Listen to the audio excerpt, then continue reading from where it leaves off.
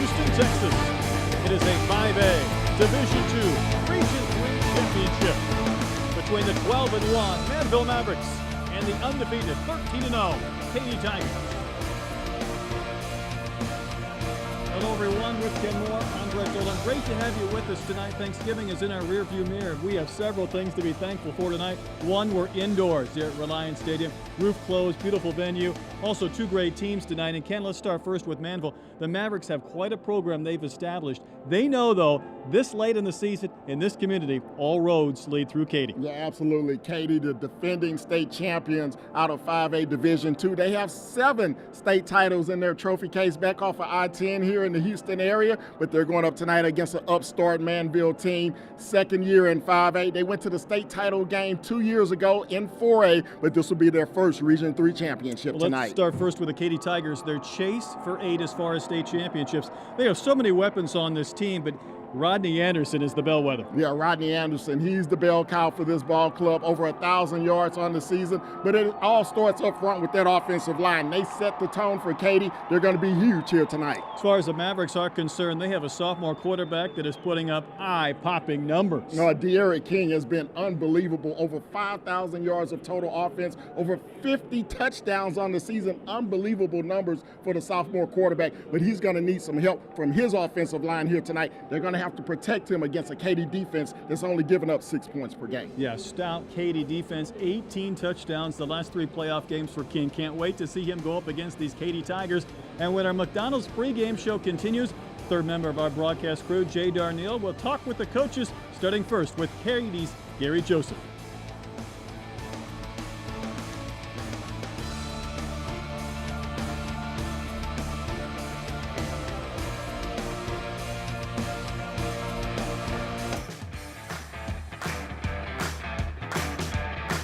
McDonald's Dollar Menu just keeps getting better. Introducing the all-new mouth-watering grilled onion cheddar burger, topped with melty white cheddar and caramelized onions. Plus all your tasty favorites for just $1 each.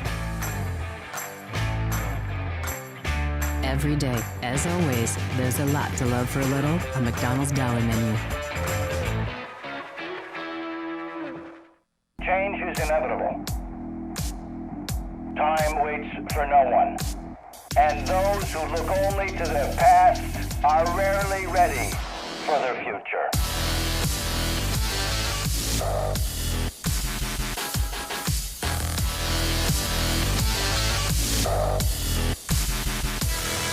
Never underestimate our ability, because after all, we are Texans.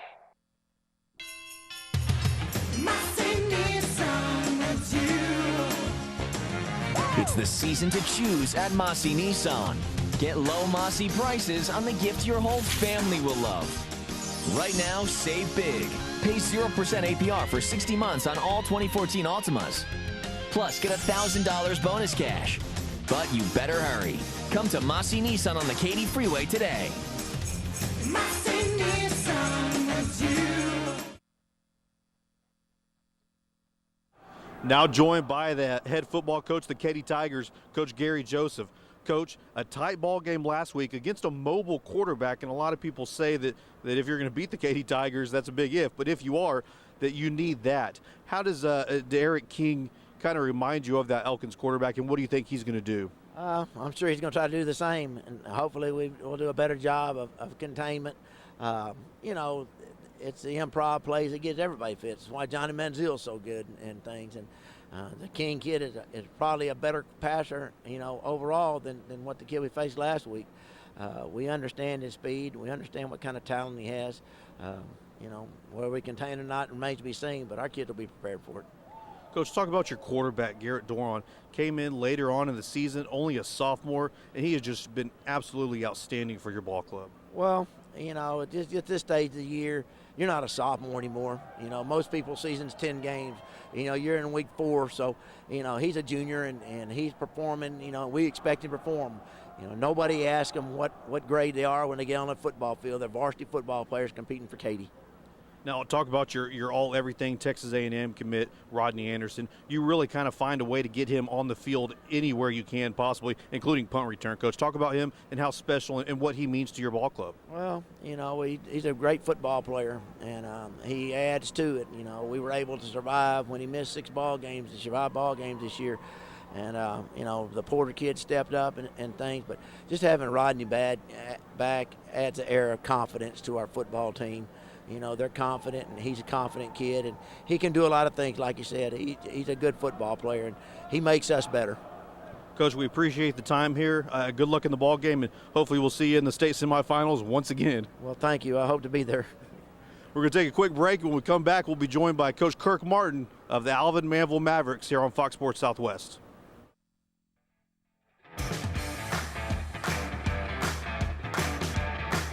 McDonald's Dollar Menu just keeps getting better.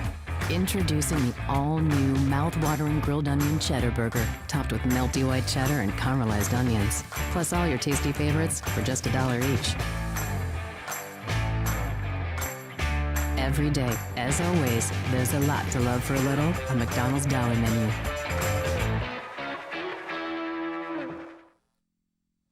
Jay Darnell back here for more of the pregame show brought to you by McDonald's. I'm loving it. We're now joined by the head football coach of the Manvel Mavericks, Coach Kirk Martin. Coach, first of all, I got to ask you, Hoka Hey, what exactly does that mean to you and to your ball club and the whole community?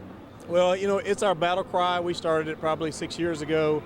It's taken fire. It means play unselfish. When you've got a group of talented kids, sometimes, kids this day and age can be selfish, and if we can be unselfish, play unselfishly, pair that with some pretty good talent, execution, that kind of stuff, I think you can whip anybody. Well, I think you have some pretty good talent, Coach, starting with your quarterback, your leader, the sophomore, De'Eric King. Talk about that kid and what he can do on the field. De'Eric's a great kid. I mean, he's unbelievable. Got great feet, throws the football real well. Very studied, highly intelligent, just does a terrific job all the way around. Let's talk a little X's and O's real quick about Katy. I'm sure you've done your research. They can run the ball pretty effectively. Do you plan on stacking the box and forcing them to throw the ball, or how did you prepare this week to defend that? Well, we're going to do what we do. We're a 4-2-5, and if we can't stop them with that, then we'll add somebody else in there. So we've had several different things that we've got planned, but the main thing is just be good tacklers. Come up, be aggressive, force it, play the ball on their grass, not on ours. Let's not wait. Let's attack them and be sure tacklers, and I think we'll be fine. Now talk about the stadium itself, Reliant Stadium here. Terrific weather. It's cold outside. Of course, that doesn't matter with the roof here. But talk about the kids getting to play and the community getting to come out to a stadium like this. It's pretty awesome. 2 years ago, we played in Dallas Cowboys Stadium. That was pretty neat. This is right here in our backyard. It's the first time we've got to play here, and we're excited about that. Our fans are unbelievable. I mean, they'll come out in droves. I know Katy's got a good following, but you'll see the Hoka Hey Nation tonight. It'll be unbelievable. Coach, we appreciate the time here for the ball game, and good luck. My pleasure. Thanks for all y'all do. Thank you. We're going to take a quick break, and when we come back on the McDonald's pregame show, I'm loving it. We will be joined in the booth by Brett and Ken here on Fox Sports Southwest.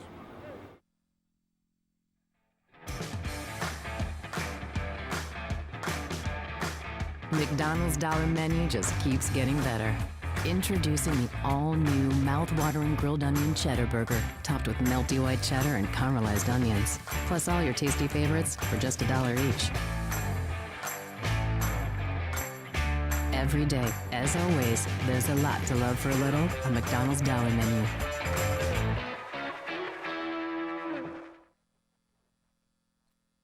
At Neighbors Emergency Center, we don't just save lives, we save mothers, sons, best friends, little ones, running partners, wives.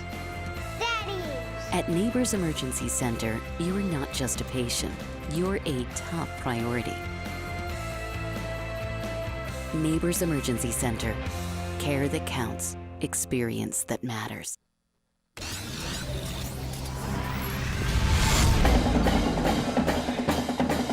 The time is now for live video highlights of your school's march to excellence. News sets up inside of the pitch. High fly to left.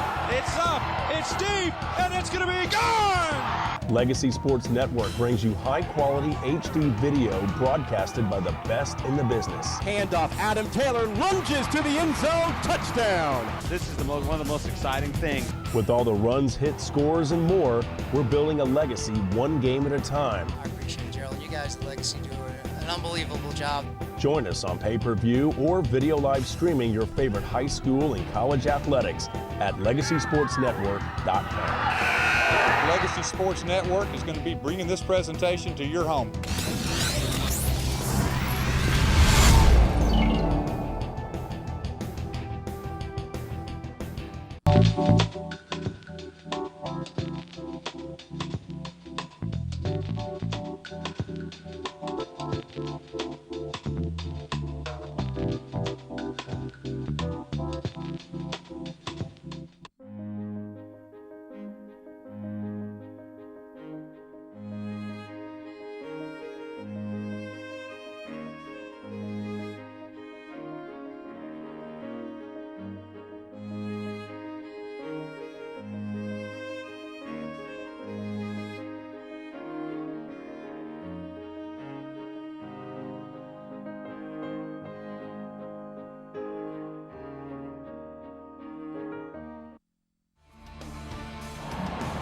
Title sponsor of our broadcast tonight, First Community Credit Union. Think first. It's a 5A Division II Region 3 championship game. The Manvel Mavericks in their blue unis ready to take on the 13-0 Katy Tigers here from Reliance Stadium. Manvel in their deep steel blue and dare we say Katy in their bloody red uniforms coming from the other side of the field as the captains will meet at midfield for the coin flip. And we have a great ball game here tonight. Our referee tonight will be Kim Gullickson. The umpire will be Linnell Johnson. The head linesman, Steve Prahota. The line judge, Chris Tibbetts. The back judge, Kevin Barnes. And the alternate will be Brandon Bullock. And we're here tonight, two great ball clubs. Katy 13-0, defending state champions. They've won 29 consecutive games. Their last loss, a 9-7 defeat in the third round, November 26th of 2011 to LaPorte. As for Manvel, they come in tonight 12-1 on the season. Last year, they got to the regional semifinals. They lost a one-point shootout at the Berry Center to Cypress Ranch, their first regional championship. Of course, had they won that game, they were going to meet up with the Katy Tigers. Probably a game they were anxious to play last year. They get to do so this season. And as we look at our team comparison, this deep in the year with these two powerhouses, you're going to see some eye-popping numbers. Yeah, absolutely. And you look at defensively for Katy, only 79 points allowed this season. That average is only 6.5 points per game. It's really going to be difficult for Manvel going up against this stout Katy defense, but they have a super quarterback, the sophomore De'Eric King. He's accounted for over 3,500 yards and 50 touchdowns combined through the air and on the ground here tonight, and he's going to have the football first. You talked about those 79 points allowed as far as the Katy defense this year. It was a team that in the 10 regular season games gave up just 46. It wasn't until last week against Elkins when they allowed 26 points. First time they had given up more than 14 in any game this entire year. Yeah, and that's something Coach Joseph was concerned about defensively, giving up those points last week. But look, when you still win by 30, I don't think he's going to sweat it too much, his team giving that up. But that's something that he had his defense focus on this week in practice. It gave them somewhat of a challenge going up against this tremendous Manvel team. Gary Haynes and Reggie Hemphill, the two deep men. Mavericks will get the first football first. Manny Mendoza to kick off for the Tigers. And we're underway from Reliance Stadium. High, short kick taken at the 30. And up across the 40-yard line, returned by Jamon Manuel. Great field position for the Mavericks. They'll have the football first. And we'll see De'Aaron King right out of the gates. Yeah, King, as you look at him, 2,472 yards. That's just through the air, 35 touchdown passes. His main guy on the outside, number 2, Gary Haynes, 812 yards receiving, 12 touchdowns. In the backfield, his running mate will be Jacoby Perro, but King himself is also the leading ground gainer with over 1,000 yards on the ground. Been only one game all year, a running back has run for more than 100 yards. King has done it a couple of times, but he has been so very valuable and dangerous in these last 3 playoff games. He'll carry first, showing off that footwork. King tackled across midfield, and he was one step away from really breaking a big one. Hold down by Travis Woollock.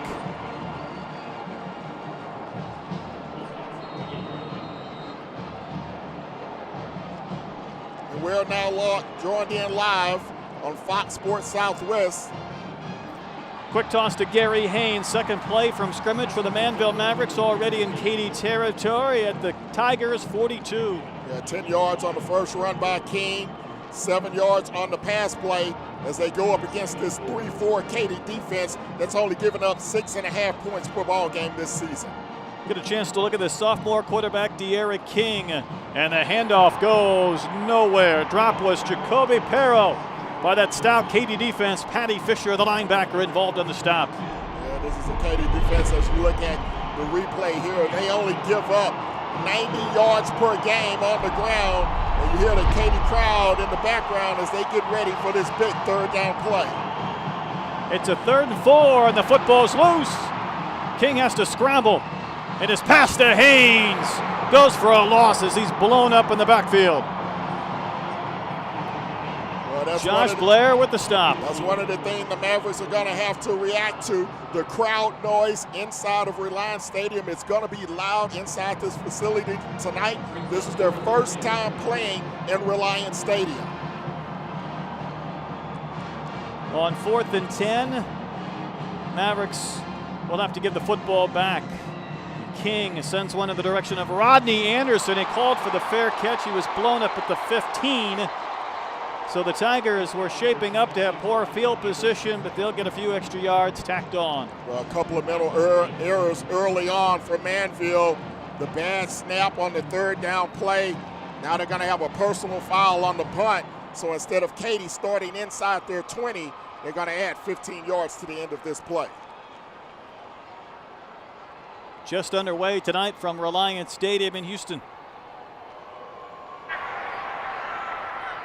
Personal foul on National Renefus on the kicking team.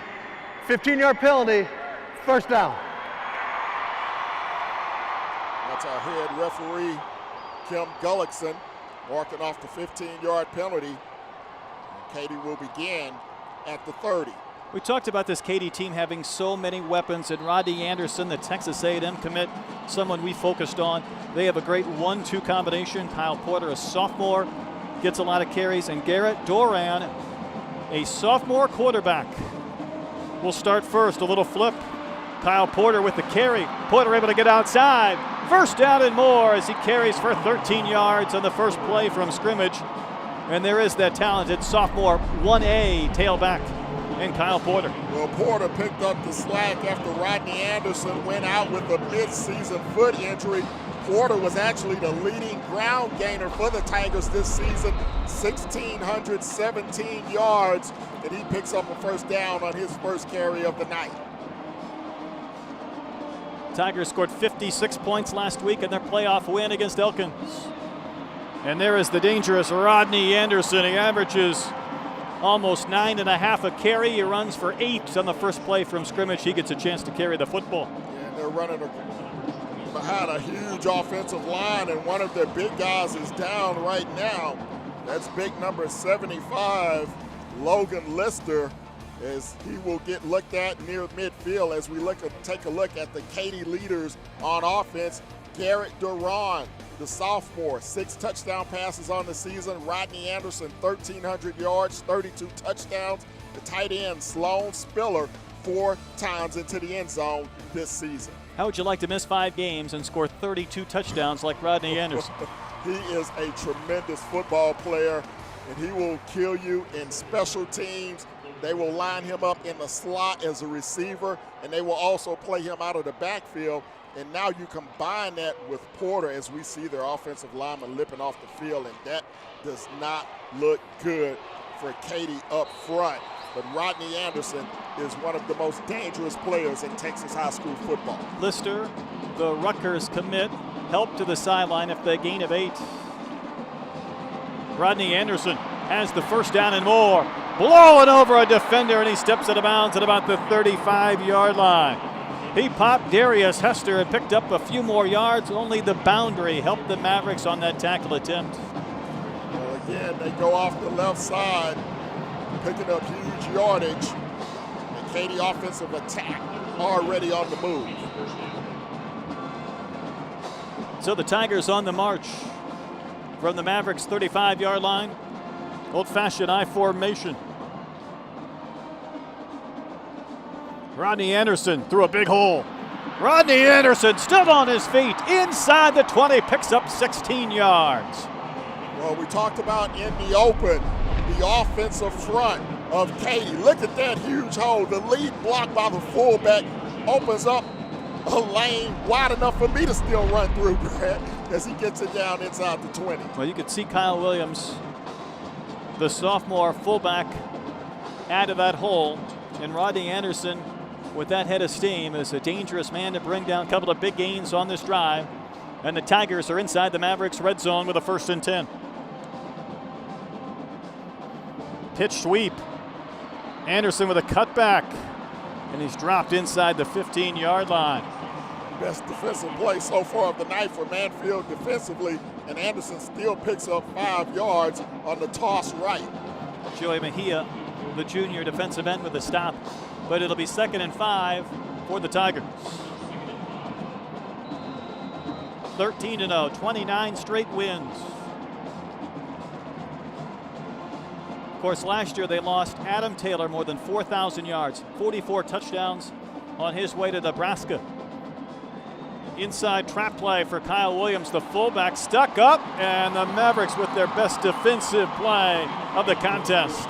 And it was Will Lockett, a junior corner, who was first there on defense. Also, Keyshawn King, the senior linebacker, he'll stand him up in the hole, and then he'll get a little help from his friends. So now a 3rd down situation for the Katy Tigers, and this is a big play for Manvel defensively. Try to hold Katy to 3. Sophomore quarterback Duran has completed 63% of his passes. From a passing situation, he will give to Anderson. Anderson inside the 10. He'll have the 1st down, and he's dropped at the 5, and the Tigers' march continues. Keyshawn King with the stop along with Colin Scott, but it came well beyond the marker to gain. Well, the big hit again by the fullback, 43, just enough on the linebacker to spring Anderson. He picks up 9, 1st and goal for the Tigers.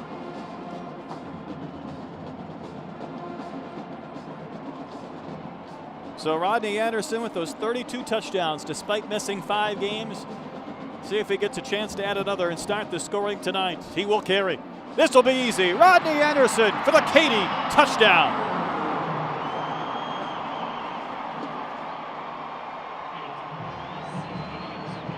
And the Tiger fans, plentiful in numbers as always, celebrate an opening score, and we'll see it again here on the replay.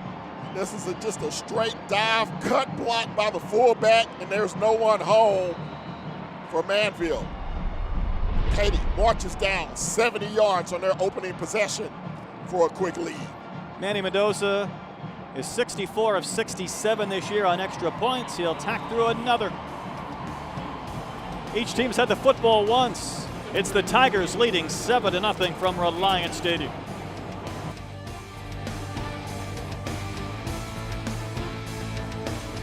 Football fans, I see a Raising Cane's tailgate in your sights. And I'm not saying it's going to be easy, but you have it in you to tackle that tailgate. To devour enough fresh, never-ever-frozen chicken fingers and cane sauce to make tailgate history. Show thirst who's boss with sweet tea and lemonade. Not by the cup, but by the jug.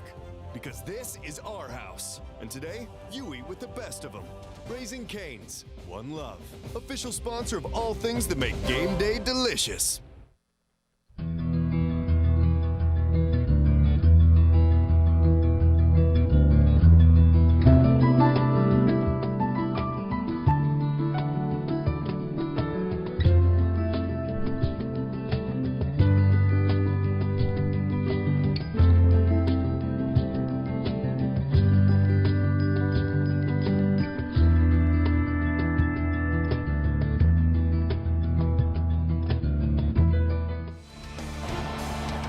Mavericks to get the football back. It's Reggie Hemphill. Dangerous return man. Carries up near the 30, and the Mavericks will have it for the second time tonight. And our starting lineup brought to you by Katy Hardware. As we look at the Mavericks offensively, De'Aaron King, the quarterback, he's going to be the main guy. You just saw Reggie Hemphill. Gary Haynes, number 2, the wideout. That's his big play receiver. He's going to need some protection up front from Long, Kupski, Burkhead, Tamaz, and Laster.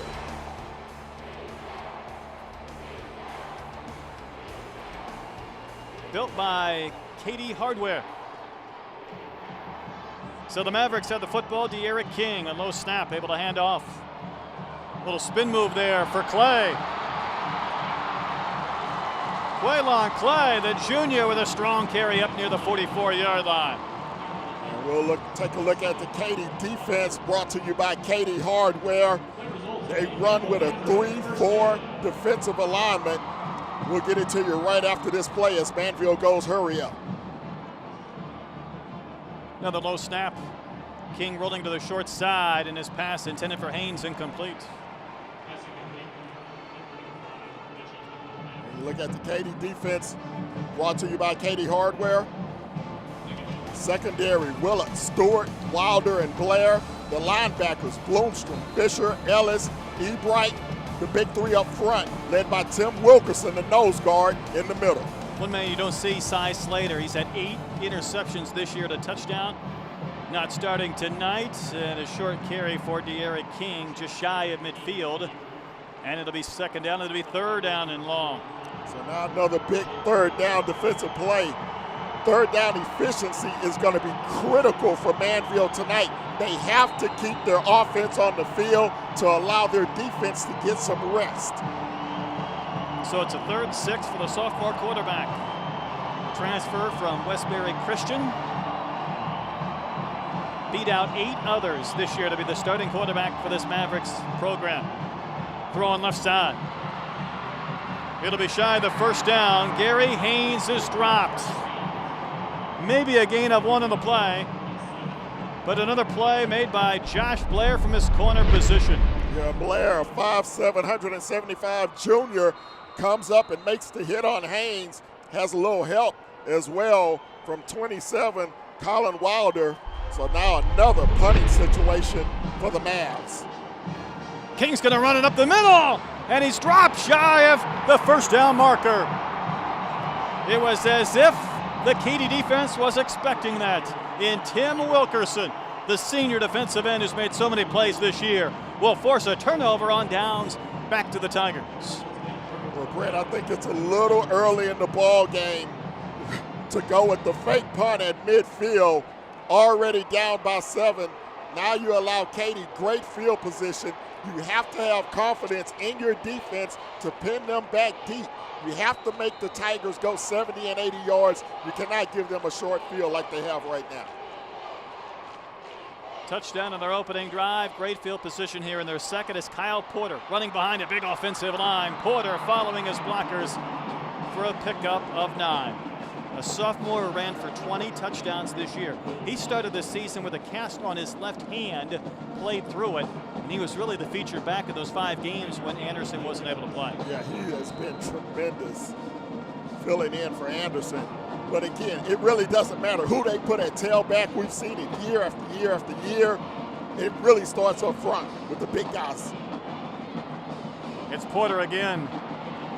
Hit by King behind the line of scrimmage, and then 3 Mavericks hop on top.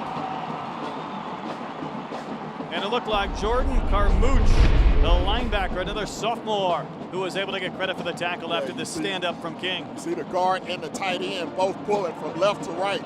Good job that time by the Mavericks, reading the play, flowing, and stopping him for no gain. Good look at that defensive line for the Mavericks, ranked 6th in the state of Texas. The Katy Tigers are 3rd. Couple of heavyweights. The tradition of Katy against an upstart program in their second year at 5A here in Manvel. Whoa, that snap over the head of Doran. It's still loose, so the play evidently was blown dead. Boy. This is going against the Tigers, but it'll benefit Katy immensely.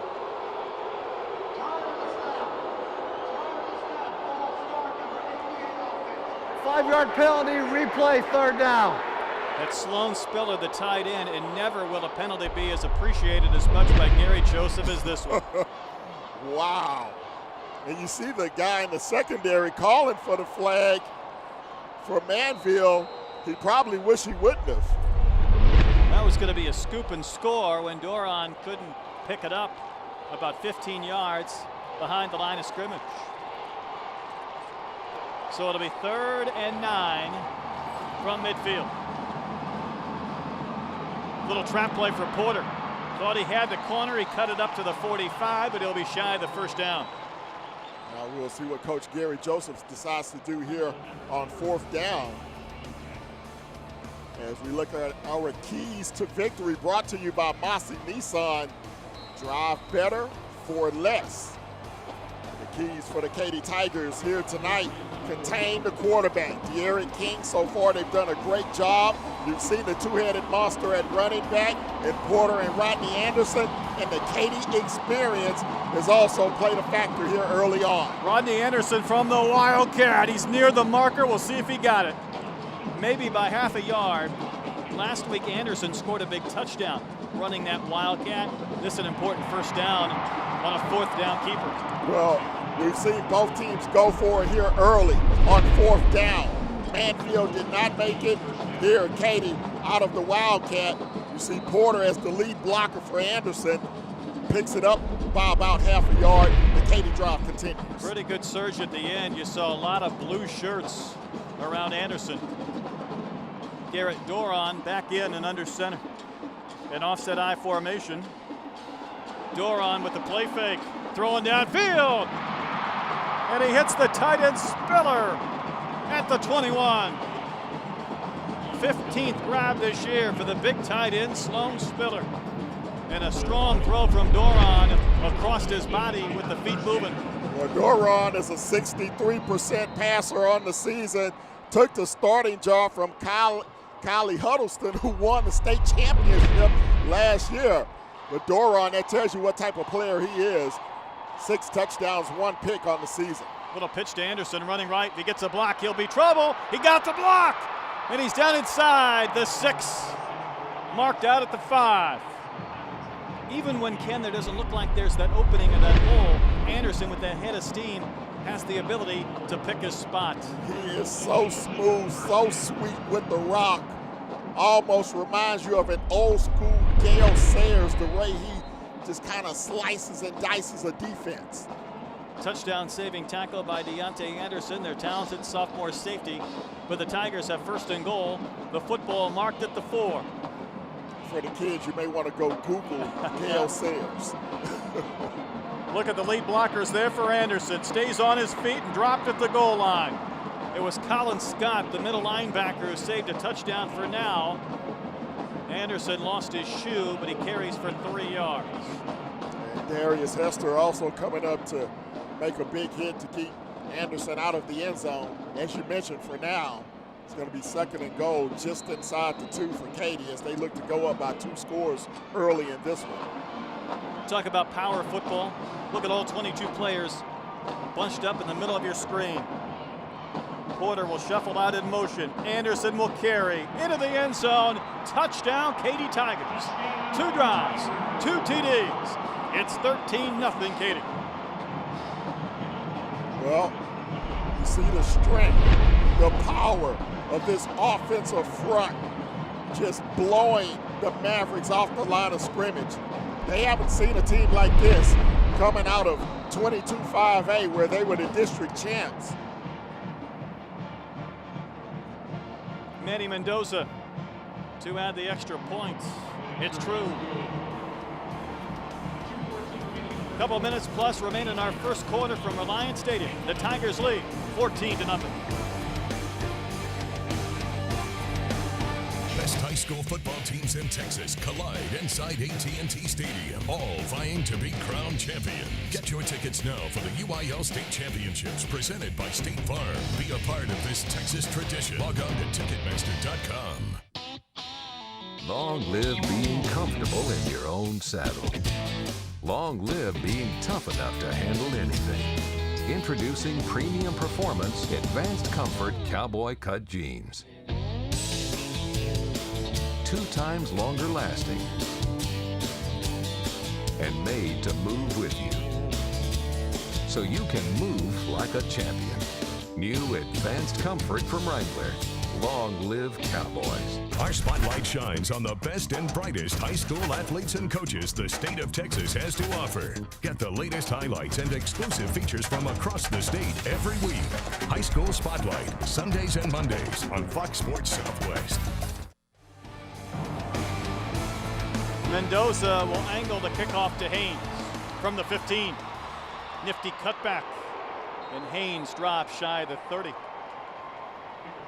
Our kickoff sponsor brought to you by Physicians ER, your emergency room close to home 24 hours a day. And if I was a sponsor in a football game with Katy, I would sponsor the kickoffs because they're a team that's going to be doing so 6, 7, 8 times a game, even against a very good team in the Manvel Mavericks. Yeah, you're going to get a lot of airtime, that's for sure. That last drive by Katy, 51 yards, took 3:44 off the clock. Rodney Anderson, his second touchdown of the night. Katy on top, 14-0. And the opening handoff goes to Jacoby Perro. And thrown down behind the line of scrimmage again by Matt Leiter, the senior defensive end. Again, Katy winning the battle up front. You see the defensive end just crash down. No one picks him up, blown assignment by the offensive line of Manvel. Certainly this young sophomore's played far beyond his class level. Steps up for the deep ball into triple coverage. Able to make the completion. In stride, he hit Jamon Manuel. Just beginning to ask you, Ken, when this sophomore quarterback might look to go up top, and he wasted little time to the deep ball. What a catch. Yeah, you have to loosen up this Katy defense, and he does it with a big-time throw and a big-time catch downfield by Manuel. Jacoby Perro carries for a couple of yards as the Mavericks went up tempo. But it'll be 2nd and 9. Had 2 drives.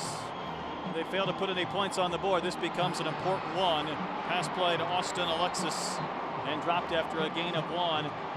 And Kim, with a sophomore QB, no matter how good he has been, when you play a team like Katy and you fall behind 14-0, it has to put a little extra pressure on you in the offense. Absolutely, and this is not a position that Manvel has seen themselves in often this season.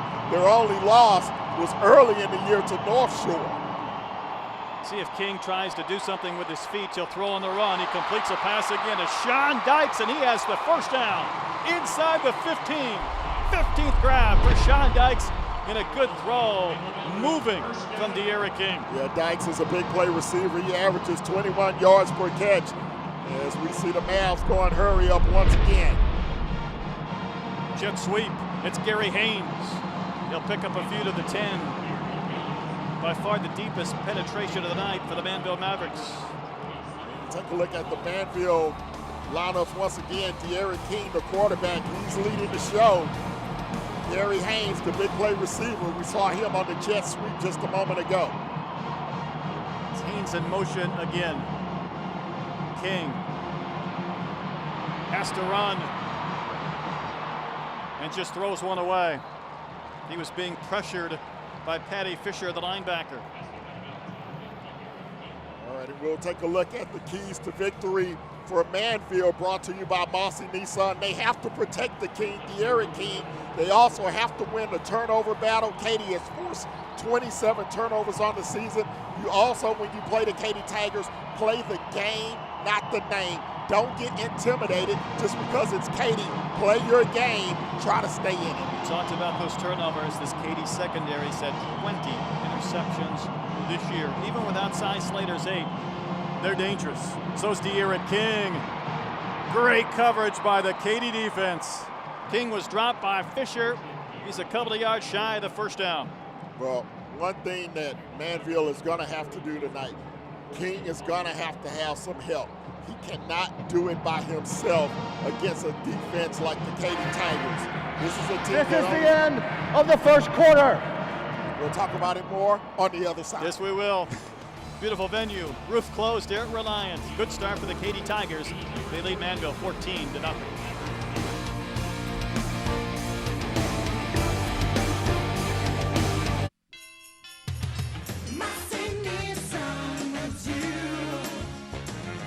It's the season to choose at Mossy Nissan. Get low Mossy prices on the gift your whole family will love.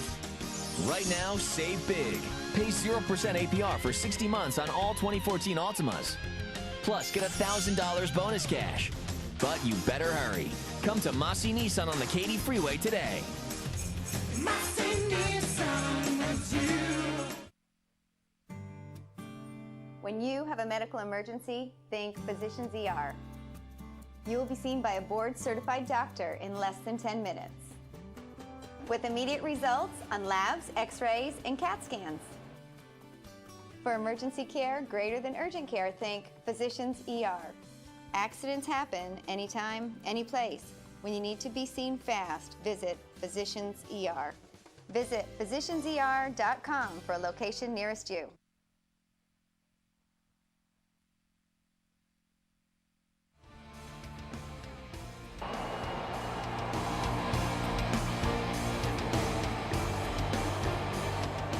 Well, the quarter break provided the Manvel Mavericks and their head coach Kirk Martin a chance to talk about this 4th down and 5 play. Down a couple of scores. Oh, it looked boy. like movement. Mental error. You rarely see it from the Katy Tigers. Looks like it was the big nose guard jumping Brown. across. Offside. Defense. Half the distance to the goal. Still 4th down. Yeah, since it's inside the 20, it's only going to be half the distance. It may be close enough for a measurement after they mark it off. We're joined by Fox Sports Southwest. The Katy Tigers, their first 2 drives, couple of touchdowns. The Mavericks, with their deepest penetration, facing a 4th and 1 with their outstanding sophomore quarterback, De'Aaron King, a man who's accounted for 18 touchdowns in the last 3 playoff games. More of a throw-first mobile quarterback. We'll see if he might run for a first down, but it looks like the Mavericks want to call timeout. Manvel has taken its first timeout. And why not, Ken? This becomes such a huge drive as we see King come to the sideline. The Mavericks have to find a way to get in the end zone or at least get points in this sequence. Yeah, absolutely. They've really struggled the first couple of possessions. They had a punt on their first possession, had a turnover on downs near midfield on their second possession. Katy been able to drive 70 yards, 51 yards. A pair of touchdowns by Rodney Anderson has them up by 14 points. Manvel, a critical 4th down here to try to stay in this ball game early. As you see the Katy defense come off the field and take a knee, it was the team that gave up 26 points last week against Elkins. Now, they still won the game by 30, but it had been a long time since Katy gave up 26 points. We're going to send things downstairs to our sideline reporter, Jay Darneal. That was a great pickup. Hey, guys, the reason it was not a first down is because it was half the distance to the goal and not a full 5-yard penalty. Therefore, it's going to be 4th and less than 1 instead of that critical first down. Indeed, so that's why the Mavericks burned the timeout. And talking about this Katy defense and how even though that mistake did necessitate an automatic first down, before that game last week, they had given up just 6 offensive touchdowns all season in 12 games. So this emphasizes the importance of the Mavericks being able to find the end zone. This is a critical point in the ball game early on, even though we're early in the second period. And that penalty was huge against Katy as well, because now it makes it a more manageable 4th down situation for De'Aaron King, who's picked up over 1,000 yards running the football this season. And the Mavericks will really spread things out, take advantage of the full field. King on the move. He'll have the first down. He'll have the touchdown. Head over heels into the end zone. Touchdown Mavericks.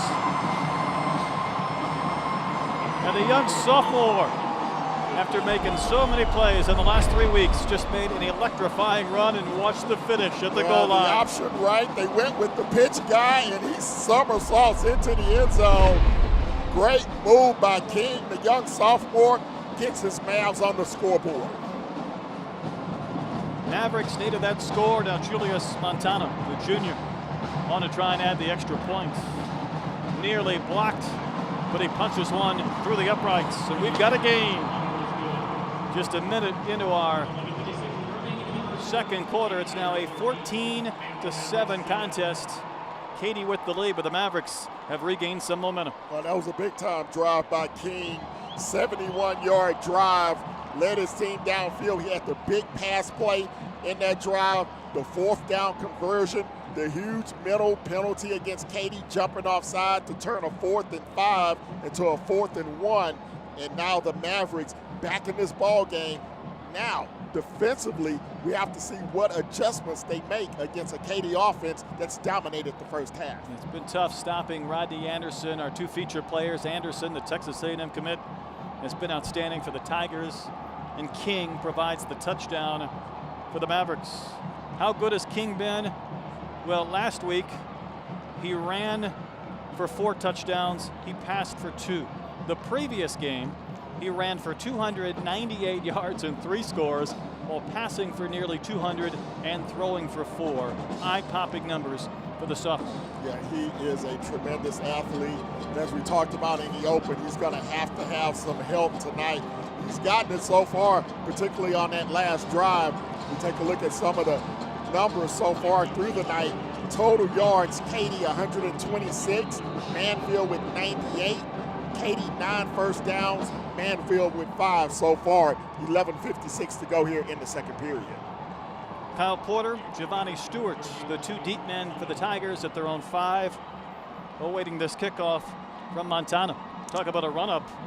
He's got a good 15-yard advance to this football. And it's a good, strong kick. That'll be taken from the 3 by Stewart. Stewart stays on his feet at the 20.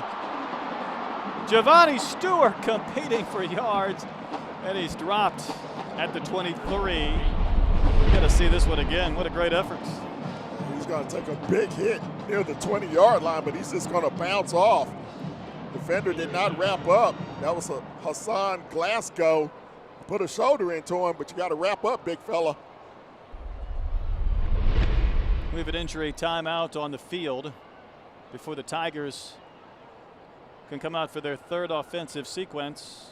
You see number 12 in the middle of that huddle, Garrett Doran, a sophomore quarterback who has taken over for Kylie Huddleston, who last year led his team to a 16-0 record, played and won the championship game on a broken ankle, and yet Doran has continued to add to this efficiency for this Katy team that has now won 29 straight games. Bro, that tells you something about Coach Gary Joseph. It's all about performance, not what you did last year. It's about what you're doing this year. And Doran has been the most efficient of the 2 quarterbacks so far here in 2013. Wyatt Schroeder, senior linebacker, will be assisted towards the sideline. Already Katy had their talented D1 lineman Logan Lister helped off the field on the first drive of the game. When you talk about how difficult for a coach to go away from your senior quarterback who led you to a championship to turn to a sophomore. But those are the decisions that good coaches make in situations like this. It's not about me, it's about the team. This impressive offensive line, their efficiency, their execution, this 2-headed monster at running back of Anderson and Porter. You can't help but be impressed when you watch the Tigers, and it's Anderson who's back in now as the tailback, and he will carry. Rodney Anderson squirts through a hole. Didn't look like he had a big opening, and he still rumbles for 11.5, 12 yards. Rodney Anderson goes 6 feet, 200 pounds, and you have to wrap up those big thighs of his to get him to the ground. Arm tackles around the ankles are not going to get it done against Rodney Anderson. Before the season started, Anderson, you can tell he's a composed young man, talked about the responsibility of being the #1 tailback for this Katy Tiger team after what Adam Taylor did last year. Anderson runs into a wall there and not much available. Hit and dropped across the 36. Well, Brett, I had the pleasure of seeing him as a freshman a couple of years ago, and he just came onto the scene and he was running through seniors and juniors like he had been there for 4 years. Now you see him 2 years later. His body is starting to develop. His mind is starting to develop. He's not taking those big shots from linebackers and defensive ends like he did as a youngster. He'll carry again on 2nd and 8. Trying to get outside.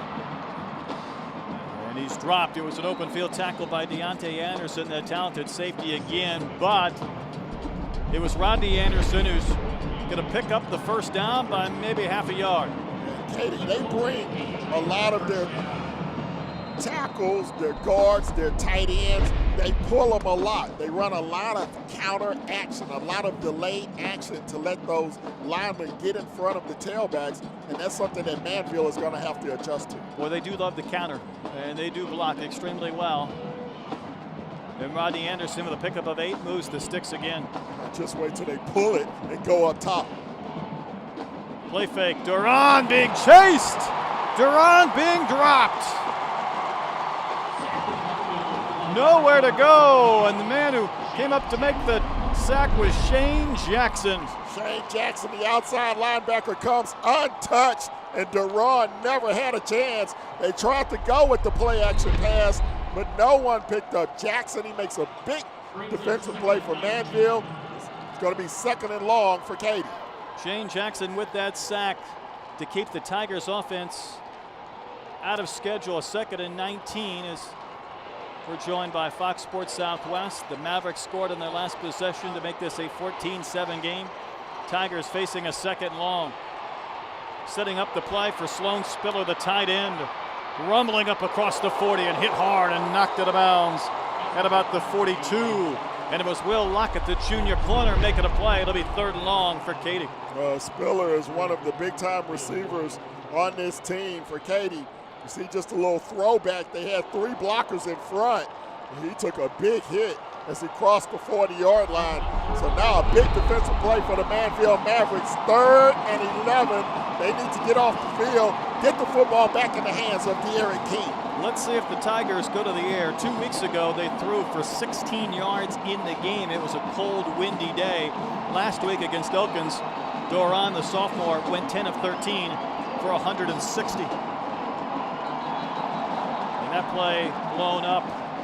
Movement against the Tigers. False start. Katy. 5-yard penalty. Still 3rd down.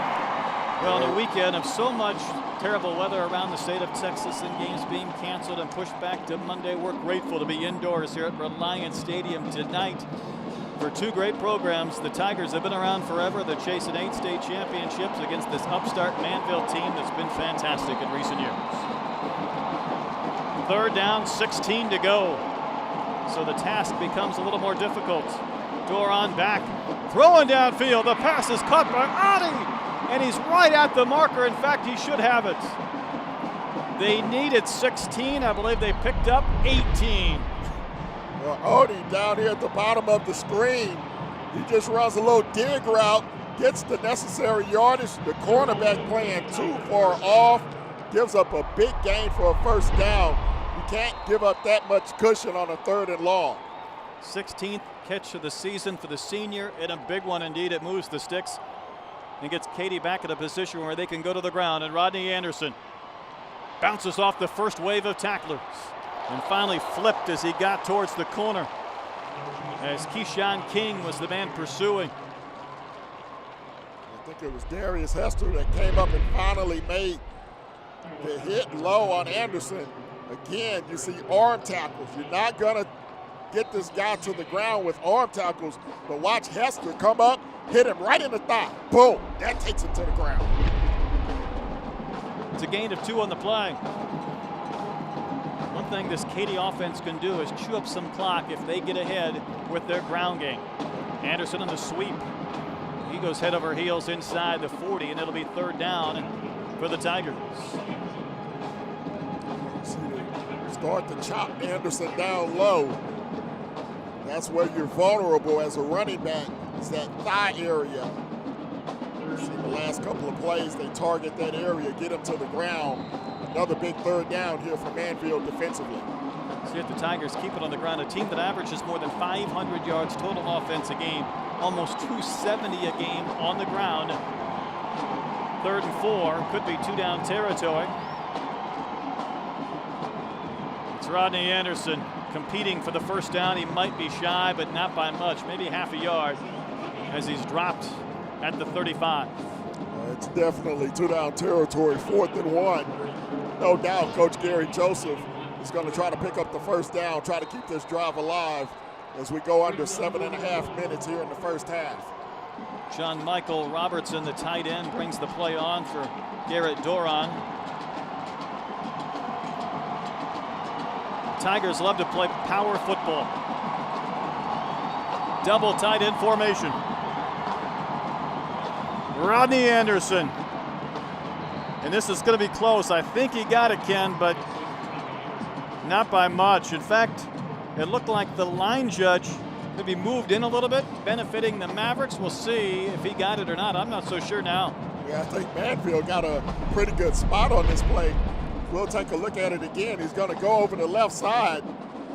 I thought he got to the 34. Good defensive penetration. Good stop there. Big number 89 for Manvel. Justin Fisher made the stop. So it's going to be close. Fisher, one of the top defensive linemen in the area, offered by Texas Tech. Let's see. And the Tigers, by that much, move the sticks again. And the Katy fans has something to celebrate again.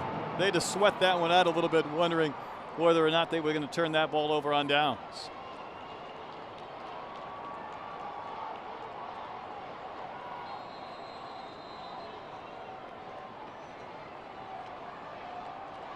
Just the second year in 5A football for the Mavericks. A couple of years ago in the 4A championship game, they lost to Alito and Jonathan Gray.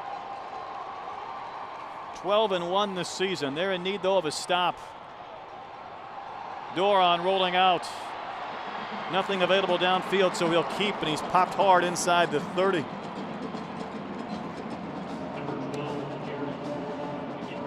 He's dropped by Victor Green, a senior defensive tackle.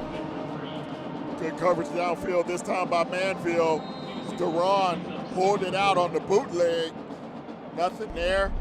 Tries to pick up some with his yards. Nice run. Picks up 6. It'll be 2nd down and 4. A good play indeed, but nothing downfield was there to go to the air. Pickup of 6.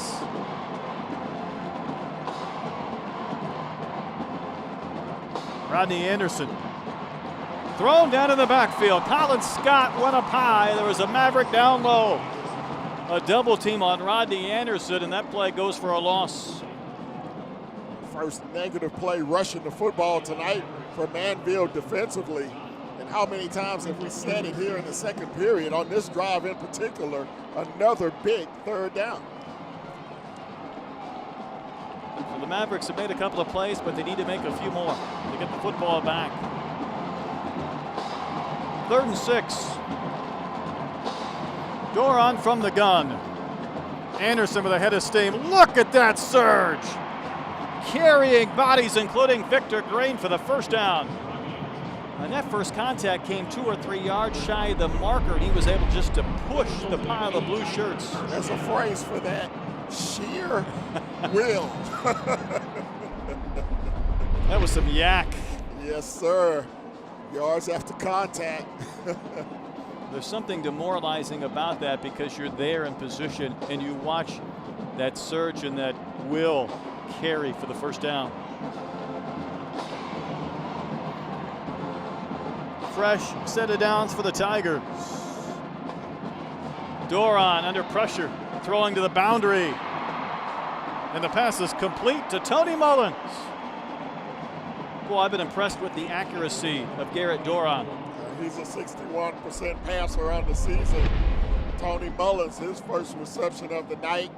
He's one of their main targets on the outside. Nice little comeback route, close to the sticks. He's short by a half a yard. Maybe a free play here for the Tigers, and they have chewed up so much time as we're inside 5 minutes now in our first half. This is just the 3rd time Katy's had the football in this game, trying for their 3rd touchdown. Anderson popped out of bounds by Keyshawn King, and we've called his name several times today. Big number 34 from his linebacking position. We see a replay of this. Watch the target area of the defensive player. As he tracks it down the line of scrimmage, boom, right there, right below the hip.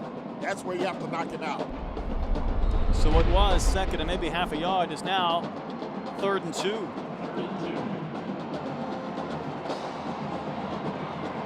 Full house backfield for the Tigers.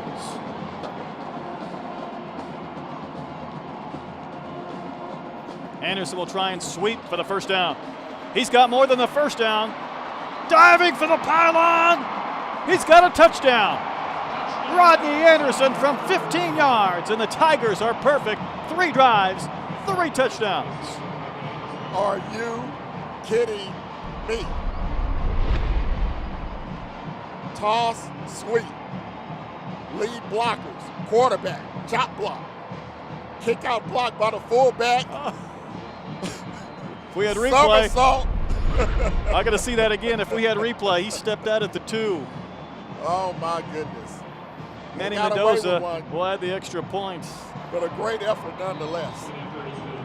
We'll take a peek at that when we have a chance. 4:42 to go in the half.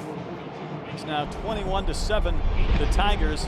We're going to see this again, Ken, and watch when you get to about the 2 and see if maybe Anderson's foot stepped on that white boundary. Just when you thought he turned the corner, I think he was in. I think he was in. I saw a little green. I think it's a good run. Good We're going to bring shot it back. by camera crew. Great. We're going to slow this down just to make sure. Yeah, there's a little green. I think he's okay. And he's inside the pylon. Can't take Great that shot. touchdown away. No, you can't sir. take that away. Even had he been marked out, I don't like the odds of stopping the Tigers on 4 plays from 2 yards out. So just as important as this last sequence was for the Mavericks on offense to get the touchdown, they're in that same spot again, Ken. Yeah, you have to keep it a 1-score game. 4:42 to go before the break. Imperative that Manvel answers before halftime. Main reason is Katy gets the football to begin the second half. Haynes and Hemphill, the 2 deep men. Haynes has to run this one down from the 9. Reverses field. Gary Haynes, nowhere to go. Dropped inside the 15-yard line. And boy, Katy continues to execute a special teams tackle made by Kyle Bowling. You see Haynes, instead of going north and south, he starts going east and west, and you do not want your return guys to go east and west. So the Mavericks backed up. Good look at Bowling in the middle of your screen. Boy, when you look at the Katy sideline, it's as if the entire community is wearing the white jerseys and the red pants with the number of players they suit up as King is able to surge forward. And talked about Tim Wilkerson, the defensive end, and he has mentioned in recent weeks about how they have a senior scout team. They have so many players, and he feels like they're so prepared that sometimes the practices are more difficult than the games with what they go up against in practice. Quick pass play to Austin Alexis. And he'll pick up the first down. That's absolutely true. When you have a team as deep and as talented as Katy and a talent pool that they pull from those middle schools out in the Katy area, a lot of times your toughest competition is going to be against yourself. That's how they get better. Low snap. King able to scoop it. Uh-oh. King's got some room. De'Ara King didn't wait for his blocker Hemphill. Might have had a few extra, but he's down to the Tiger 46 and really making something out of what could have been a broken play. Yeah, it's almost like a punt return. When a punt returner fumbles the kick, it kind of throws the defense out of whack. I think that's what happened that time by Katy. They saw the ball on the ground, their eyes got big, and they got outside of their lanes. King going up top. He's got Haynes! Haynes has a fumble! And it looks like Austin Alexis is on top of it. This is going to be a touchback or a touchdown. And the officials haven't made an indication yet.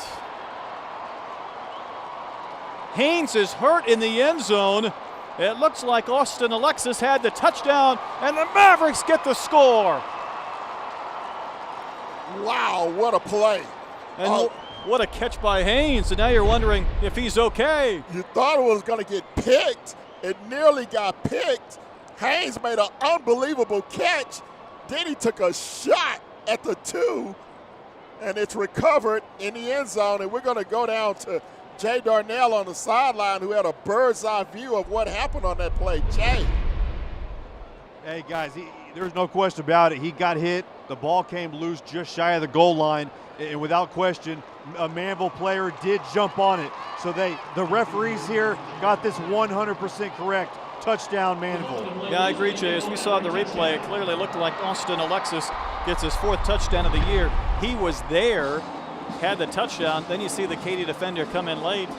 The longer it took, Ken, for them to unpile, I wondered if they were going to possibly consider giving to the Tigers, but the right call was made, and the extra point just does sneak through. It's good.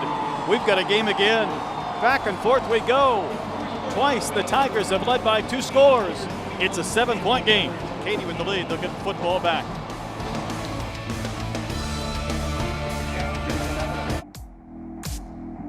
Time waits for no one. And those who look only to their past are rarely ready for their future.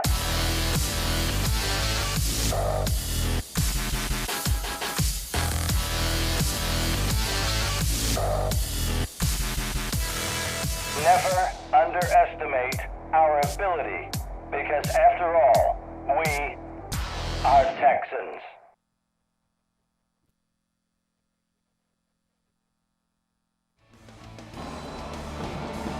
Our title sponsor is First Community Credit Union.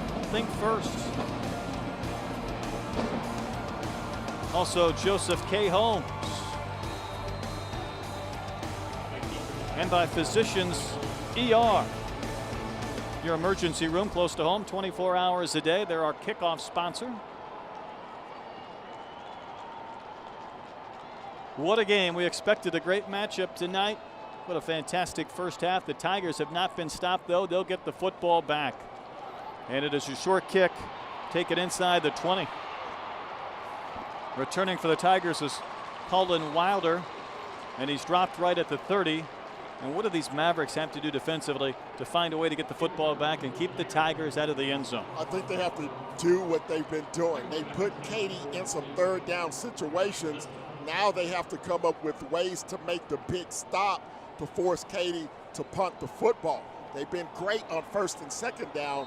3rd down is where they've broken down.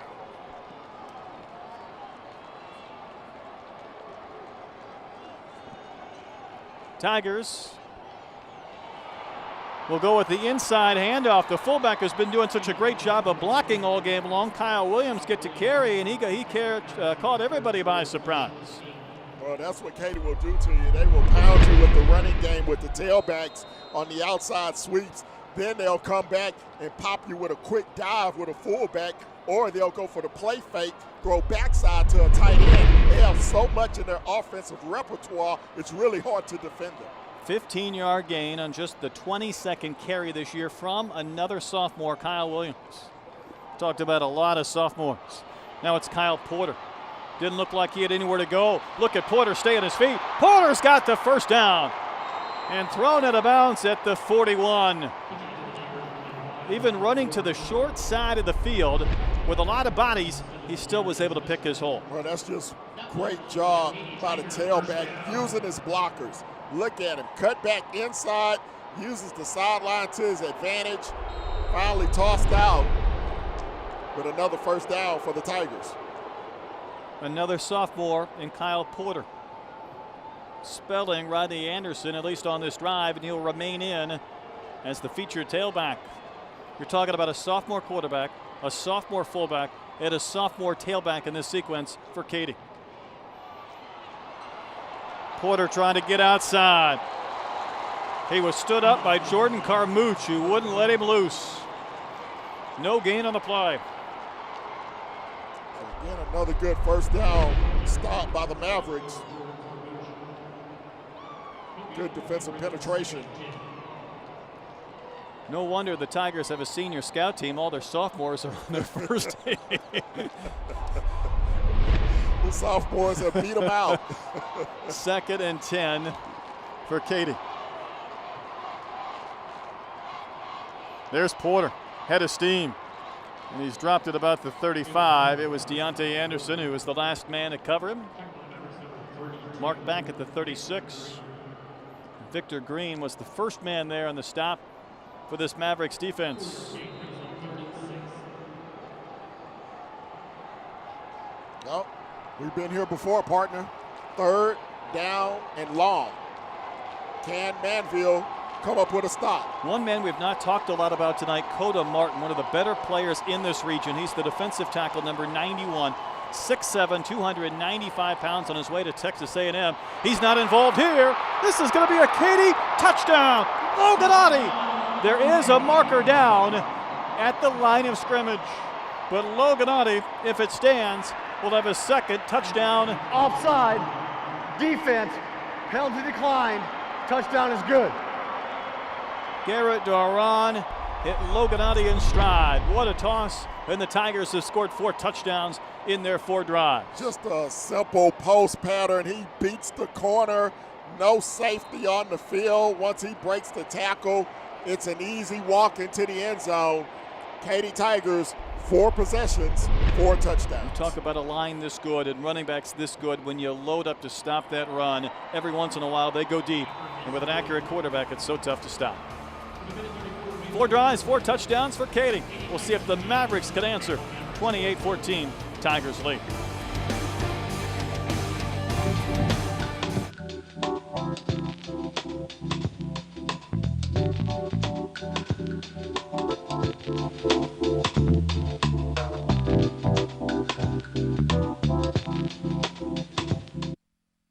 Football fans, I see a Raising Cane's tailgate in your sights. And I'm not saying it's going to be easy, but you have it in you to tackle that tailgate.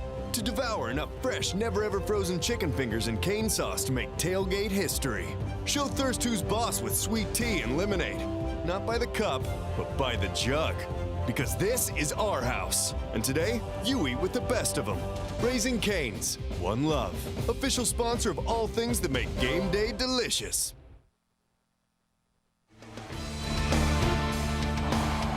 See the great turnout from Reliant Stadium tonight. The Katy fans on the far sideline wearing the red. The Manvel Maverick fans on the near side. And of course the cheer squads are here and the bands, and why not? Great night of high school football. This time it's Hemphill. Hemphill tripped up as he went backwards, and it was Bowling again. Back-to-back kickoffs. And it has been Kyle Bowling making open field tackles to frustrate the return men from Manvel. Well, for Katy, it was a 70-yard drive, took 2:01 off the clock, 30-yard touchdown reception by Logan Odie, and they lead it by 14 points. 1:28 to go here before halftime. Again, Katy will get the football to begin the second half. Imperative that Manvel score on this possession to stay in this ball game. They'll have to be efficient. Pass play for Austin Alexis. He had the touchdown on the fumble recovery, and he's carried out of bounds after a short gain. You talk about wide receivers and what Manvel had to replace and what a program this is. I mean, Ken, they lost wide receivers last year. Carlos Thompson, Texas Tech. Austin Bennett, Oklahoma. Kyron Parker, Texas A&M. 3 wide receivers to D1 programs. These guys on the field didn't get that much playing time last year. They're getting a baptism tonight. De'Aaron King trying to create, and he's going to be popped out of bounds after very little. Really a late hit over here on the near sideline. Officials let it go. But now you're looking at a 3rd and very long situation for Manvel. 54 seconds to go before halftime. The Mavericks with 2 timeouts, Katy with all 3. So if they get the football back, they'll have time to try to put more points on the scoreboard. Jake Blomstrom made that tackle, second leading tackler on this team, and he will force what is a 3rd and 12 for De'Aaron King and the Manvel Mavericks. King with time to throw, waiting for somebody to come open. Finally Haynes did so, but he's shy of the marker and dropped immediately by Colin Wilder, the safety. Strong open field tackle after Haynes made that reception. Katy takes its first time out of the half. Ken, as you speak, Gary Joseph reacts, and why not taking that first time out on 4th down to give his offense a chance to get the football back. Yeah, absolutely. You have 44 seconds remaining. You should get pretty good field position, assuming Manvel punts the football away. No one really open downfield. He had to go to his secondary underneath target, hoping to pick up some yak after the catch. Great play defensively by Katy. Now, Manvel really in a precarious situation. They have to kick the football here on 4th and 7. And you just hope at some point they can stand up defensively to this Katy attack. Tigers ready to come back on the field after Colin Wilder, another sophomore, made that tackle, forcing this 4th and 6 in a punting situation.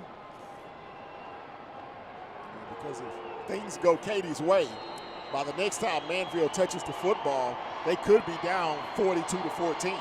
That's the concern. And this is a very short kick. Katy will not cover it. It will take a neutral bounce and be downed at the 47. One of the linemen downfield, Wesley Laster, touched the football, and the Tigers will get it back. Great field position with 36 seconds to play here in our first half. Katy on their first 4 possessions of this ball game. A 70-yard drive, 51-yard drive, 77-yard drive, and another 70-yard drive, all end up in the Manvel end zone. Amazing efficiency. Kyle Porter is the tailback here, and he'll take the pitch sweep. He's going to look to throw. Loganati, he's wide open. Loganati can't run underneath it. They could have had back-to-back touchdowns in consecutive plays, but Kyle Porter led him about 2 yards too far. A well-designed play. Uddy got behind the safety. Pass just a little overthrown. He's 2nd down and 10. Those are plays you keep in the playbook throughout the course of the regular season, waiting for the right opportunity to call it. Gary Joseph dialed up a beauty, and it just wasn't executed. Jaguars tried that last night. Theirs worked. Yes, it did. Very few things haven't worked, though, for the Tigers. 2nd and 10. Little inside handoff and nowhere to go. That was Williams, the fullback, carried for no gain. 3rd down and the clock running. Yeah, Coach Joseph may just be content here to go into halftime with his 14-point lead.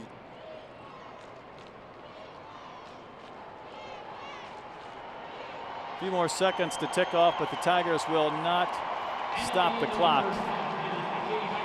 They're going to head to the locker room, and why not? The only time they failed to score a touchdown was when they took over the football with 45 seconds to play. So amazing efficiency for the Tigers, who have won 29 straight games. And let's face it, we talked about De'Aaron King coming in to this game, and he's been able to keep the Mavericks close with a couple of touchdowns. And we're going to send things down shortly to Jay Darnell. He's going to try and track down Gary Joseph, the Katy coach. You see Coach strolling over to Jay. All right, Jay. Take it guys away. now joined by Coach Gary Joseph. Coach Joseph, Rodney Anderson, 21 carries, 132 yards. Did you expect to use him this much so far? Yes. He's a special player. Talk about just his ability in this ball game to transform it. Well, he better keep going because obviously we're not out of the wood by any stretch of the imagination, and we've got to do that and then some second half. And then how do you stop those huge plays from happening defensively, Coach? You tell me. If I knew, I'd do it. Coach, appreciate the time here. Thank you.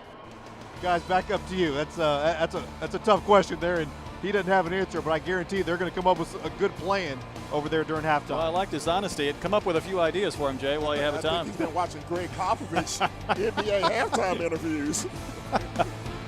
Great game. First half, Katy leads 28-14.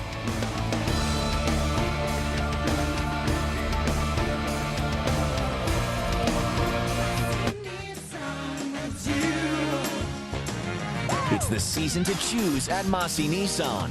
Get low Massey prices on the gift your whole family will love. Right now, save big. Pay 0% APR for 60 months on all 2014 Altimas. Plus, get $1,000 bonus cash. But you better hurry. Come to Massey Nissan on the Katy Freeway today. Massey Nissan. Best high school football teams in Texas collide inside AT&T Stadium, all vying to be crowned champions. Get your tickets now for the UIL State Championships presented by State Farm. Be a part of this Texas tradition. Log on to Ticketmaster.com. The Wrangler Road to the Championship starts right here on Fox Sports Southwest. Well, we start with two of the best teams in Class 4A. All season long, Texas has turned to Fox Sports Southwest for wall-to-wall gridiron action. The crew is at Jasper, Texas tonight. They would turn it over on downs. Keep sending in those photos. The Wrangler Road to the Championship brings you every bit of high school football until this year's champions are crowned. Watch the Wrangler Road to the Championship on Fox Sports Southwest. Brought to you in part by Cavenders. If it's high school football, it's on Fox Sports Southwest. We're your home for comprehensive coverage every game night. Get all the Texas high school football scores and highlights from across the state. High School Scoreboard Live on Fox Sports Southwest. Change is inevitable. Time waits for no one. And those who look only to the past are rarely ready for their future.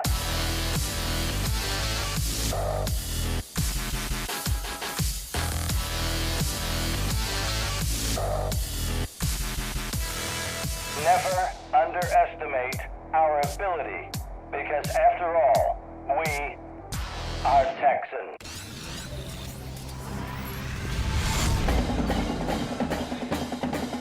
The time is now for live video highlights of your school's march to excellence. News sets up inside of the pitch. High fly to left. It's up. It's deep. And it's going to be gone. Legacy Sports Network brings you high-quality HD video broadcasted by the best in the business. Handoff, Adam Taylor lunges to the end zone, touchdown. This is one of the most exciting things. With all the runs, hits, scores, and more, we're building a legacy one game at a time. I appreciate it, Gerald. You guys at Legacy do an unbelievable job. Join us on pay-per-view or video live streaming your favorite high school and college athletics at LegacySportsNetwork.com. Legacy Sports Network is going to be bringing this presentation to your home.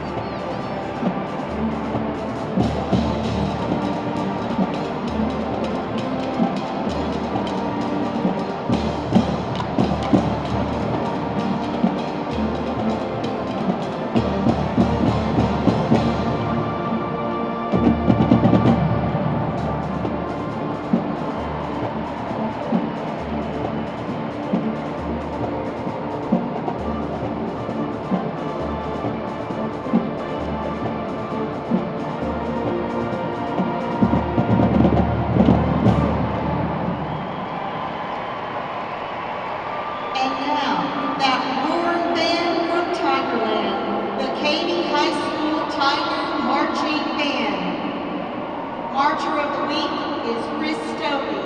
Freshman Marcher is Sydney Flores. Section of the Week is the Color Guard. Spirit Person is Mr. Dale Freeman. Tonight, the Katy Band will begin by featuring the two-time TCGC State Champion Color Guard. They will perform a routine to the Hidden Treasure by Bruno Mars.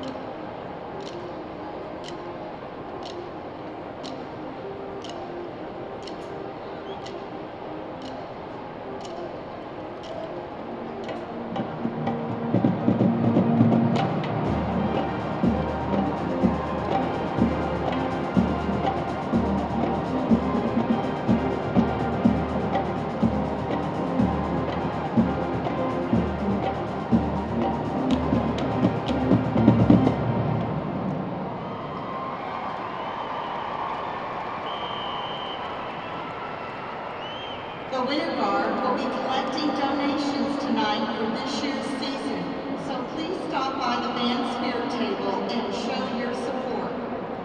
Next, that roar band will perform a traditional drop step drill to Macarena.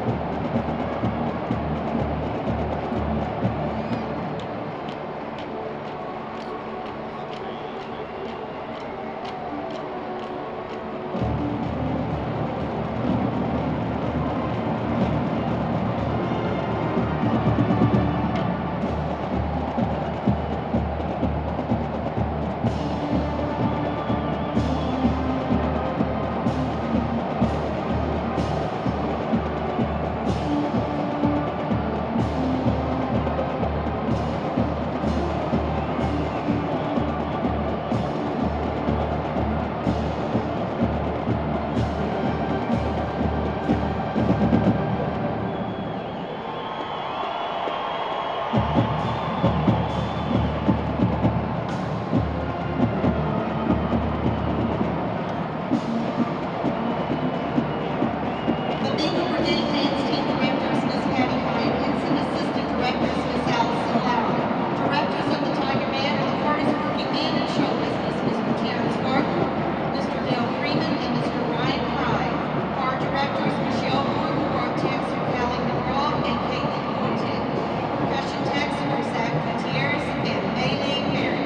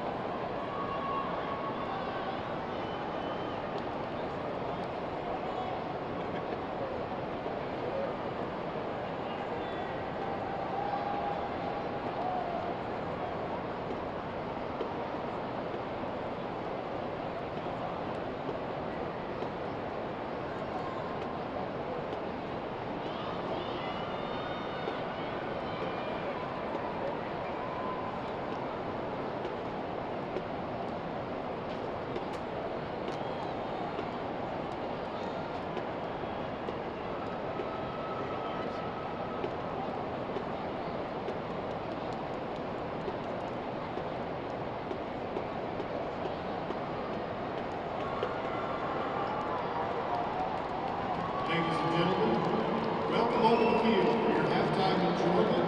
The pride of Manvel High School, the Majestics Dance Team.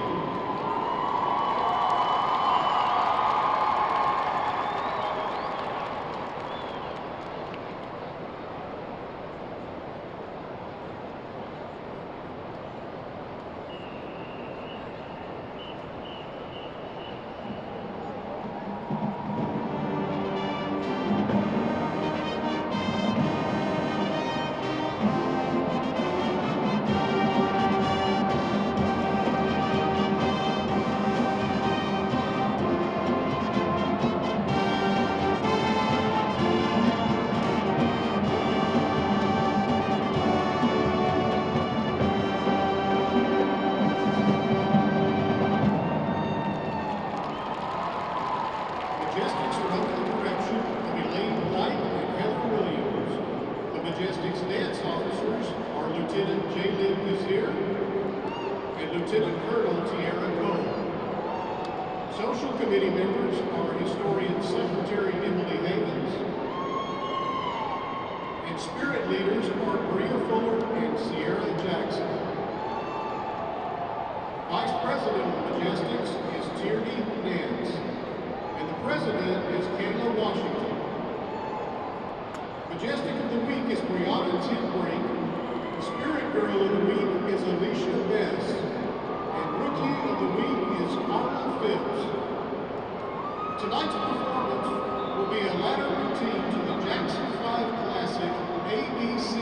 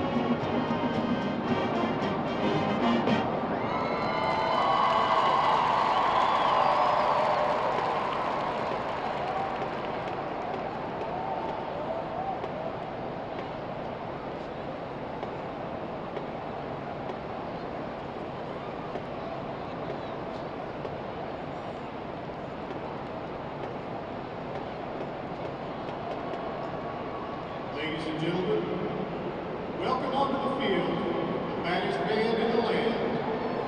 Maverick fans, it's time to take halftime to the next level.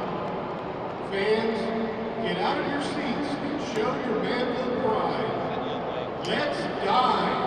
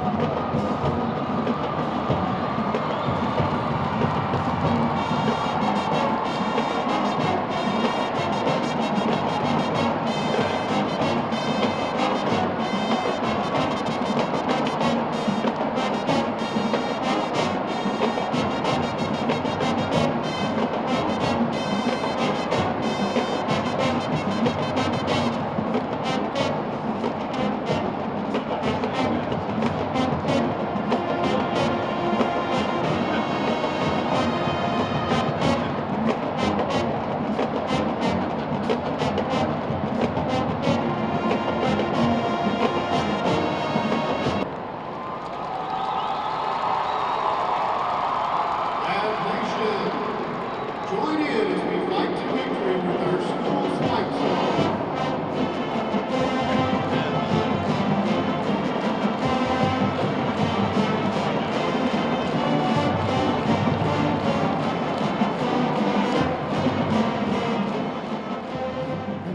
Our halftime is driven by Massey Nissan. Massey Nissan moves you. What's been moving is the football up and down the field here at Reliance Stadium with Ken Moore. I'm Brett Dolan. 28-14, Katy with the lead at the half, and they have been very efficient to build this two-touchdown advantage. Yeah, they had 4 drives in the first half that mattered. All 4 ended up in the end zone. 3 Rodney Anderson touchdowns, also a touchdown completion as well.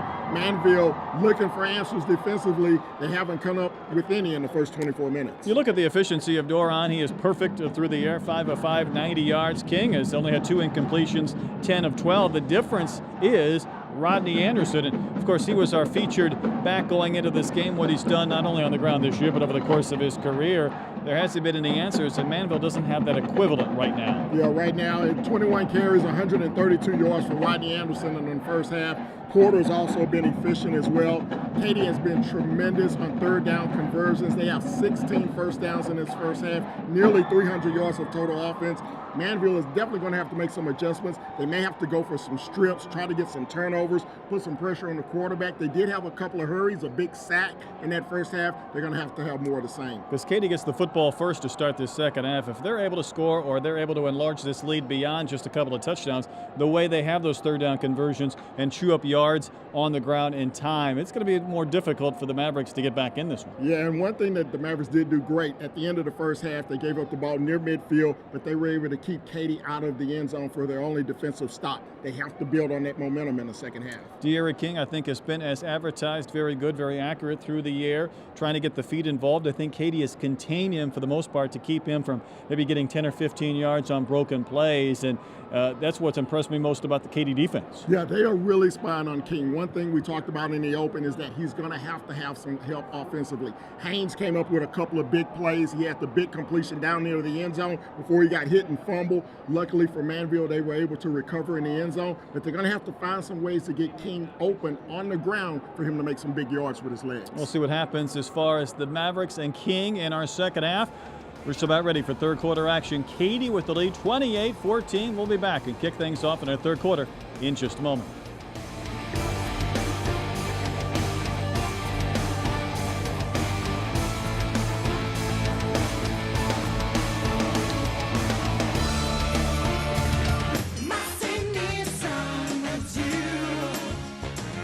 It's the season to choose at Massey Nissan. Get low Massey prices on the gift your whole family will love. Right now, save big. Pay 0% APR for 60 months on all 2014 Altimas. Plus, get $1,000 bonus cash. But you better hurry. Come to Massey Nissan on the Katy Freeway today. Massey Nissan with you.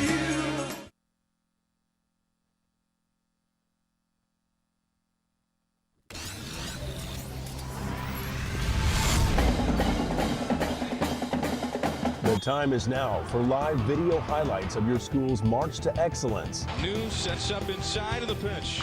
High fly to left. It's up.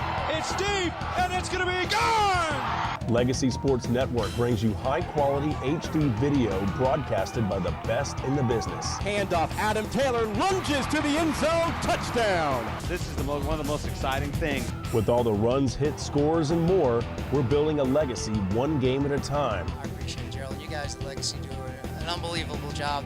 Join us on pay-per-view or video live streaming your favorite high school and college athletics at legacysportsnetwork.com. Legacy Sports Network is going to be bringing this presentation to your home.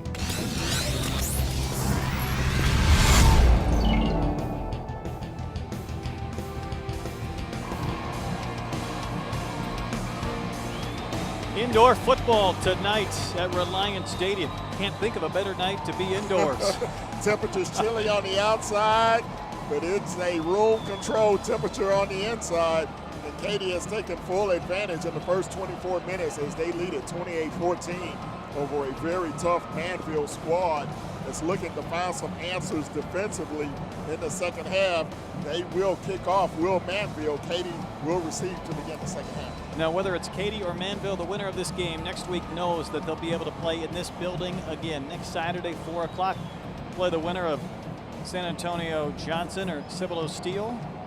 And what a home field advantage that would be to be able to win tonight and then host this game next week. Well, that is a very big carrot dangling in front of both of these ball clubs. They would love to have a state semifinal right here in their own backyard in the great city of Houston, Texas. So for 24 minutes, we're going to determine a winner here tonight. Katy has a 14-point advantage to begin this second half. Mavericks out in full force. Their team's down 2 touchdowns. And the Tigers to get the football to start our third quarter. The closest game the Katy Tigers played this year was a district matchup against Seven Lakes. They won that ball game 17-12. How did Seven Lakes stay in the ball game? They held Katy to 206 yards of total offense in that battle. Tonight, Katy already has 278 in the first half against Manvel. The kickoff from Montano. It'll be taken from the 25-yard line. Chance for a big play. Colin Wilder. He's going to go. Touchdown, Katy. No flags. A sophomore, Colin Wilder, returns the second half kickoff, 70 yards. Well, not exactly what Manvel dialed up at halftime. A short pooch kick backfires, and the sophomore takes it back to the house. And just like that, Katy has a 3-touchdown lead. Closer to 73 yards for Wilder, getting high fives and congratulations, and why not? Such a long halftime in high school football, and the Mavericks probably talking about what they needed to do in that First couple of sequences or even minutes in our third quarter, and kind of blows up in smoke when Wilder takes the second half kickoff to the house. So Manny Mendoza, the talented kicker, will pop one through from the hold of Garrett Doran, the quarterback. It is good. 10 seconds have elapsed here in our third quarter. And it was that man Wilder with the kickoff return that gets the flag bearers on the field again. It's definitely going to be a litmus test now for Manvel. As you mentioned, they probably preached the entire halftime about what they wanted to do defensively to slow down this Katy attack. And then you have the opening kickoff, run back 73 yards for a touchdown, really blows up your entire game plan. Puts even more pressure on De'Aaron King and the Mavericks offense. You talk about, you can almost feel the energy dissipate here on the home sideline for Manvel. The crowd came out with so much energy in this one, so pumped up for this second half, encouraging their guys. They're really going to need that 12th man of Manvel to help them overcome this 21-point deficit. So Manvel to get the football, but now down 3 scores, the biggest deficit they have faced. 2 times they had a 2-touchdown deficit, only to get back in the game with a score. And now the task becomes a little more difficult. And the kick is taken from the 27. It is Leonard Owens, wrapped up and dropped across the 35. Well, now you turn to your talented sophomore, De'Aaron King. Tough to have a youngster in this position, but this is a kid who's accounted for 50 touchdowns on the season. You see them huddled up here on the near sideline, the coaching staff trying to reinforce their values, reinforce what they battled for the entire spring, the entire summer, the entire football season. Now you'll get a chance to see what these Manvel Mavericks are made of. King through the air in the first half, 10 of 12, 121 yards. He also ran for 51. He'll run here, breaks a tackle, steps out of one of the 45, into Katy territory, a nice gain down to the 45-yard line. Gain of 18 on the first play. And Ken, I was wondering in the first half if they would run more plays just designed to let him scramble. We didn't see much of that right away. We do in the third. Yeah, just, again, we kind of talked about it. You have to let him utilize his feet to create some big plays. King flushed from the pocket, being pursued, throwing on the run, coming back for the football is Haynes. He came so far back, he gave up the first down. He was 6 yards beyond the marker when he caught it, and he gave up the first down, but it'll be second and short. Yeah, he couldn't stop his momentum. He was coming back so fast for the football. Great play in that aspect, but you have to pump the brakes a little bit. I don't think I've ever seen that, giving up that many yards. And here's the carry by Clay, and did he get it? He may have been shy. He took that carry so deep behind the line of scrimmage that maybe he didn't get there. I want to talk more about Clay when we have a moment, but it's third and short. The Mavericks will try and go up tempo. Isn't this where you put King under center and let him push forward for half a yard? He's so dynamic out of the shotgun. I don't mind him being back there. It allows him to see the field. We've had so many low snaps. He's going to throw here on 3rd and 1. Boy. Pass was intended for Hemphill. He didn't realize it was coming in his direction. Hemphill was blocking downfield. Now you really find yourself in a pickle with 4th and 1. Watch Hemphill. He's blocking. He didn't even know it was a pass play. So I don't know if that was a mix-up by the quarterback or a mix-up by the receiver. But we have a big 4th down. And keep in mind the sequence started when Haynes caught the ball 6 yards beyond the marker and came back so far. He was a half yard shy of the first down. Since then, a running play has been short. An incomplete pass on 3rd and inches. Here it's 4th and 1. King's being strung out, and he's able to fight through a tackle, get by Patty Fisher, and pick it up with second effort. Great job that time by King, showing some patience, not being in a hurry. Watch him here, just a sweep to the right, showing patience, goes behind his big offensive line, picks up the first down. Good kick out block that time by Kyle Tamiz. Pass play to Manuel. Manuel, an inside bubble screen inside the red zone. He'll pick up 15 yards and move the sticks. Efficient play from Jamon Manuel, who's now over 40 catches on the season. That play results in a Maverick first down. Tempo right now for Manvel. They want to keep this Katy defense off balance. King barking at instructions. Chased. Can he get outside?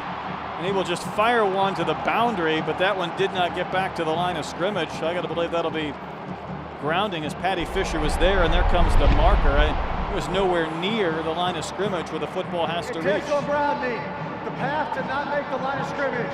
Loss of down. Second down at the spot. There we have it. A huge mistake by the young sophomore. And these are some of the things that you'll see manifest, situations he hasn't been in before, trying to make a big play. You have to get rid of that football past the line of scrimmage. 10-yard loss, now you're in a hole. Just when they started to gain some rhythm, now it's 2nd and 21. Here comes the rush. That pass is intercepted. Tim Wilkerson with the pick. And one of the more dominating defensive players gets his first INT of the year. And the way the pursuit was coming from Katy, I thought if this pass could have been caught, had a chance for a big play. The big number 95 stuck up his hand.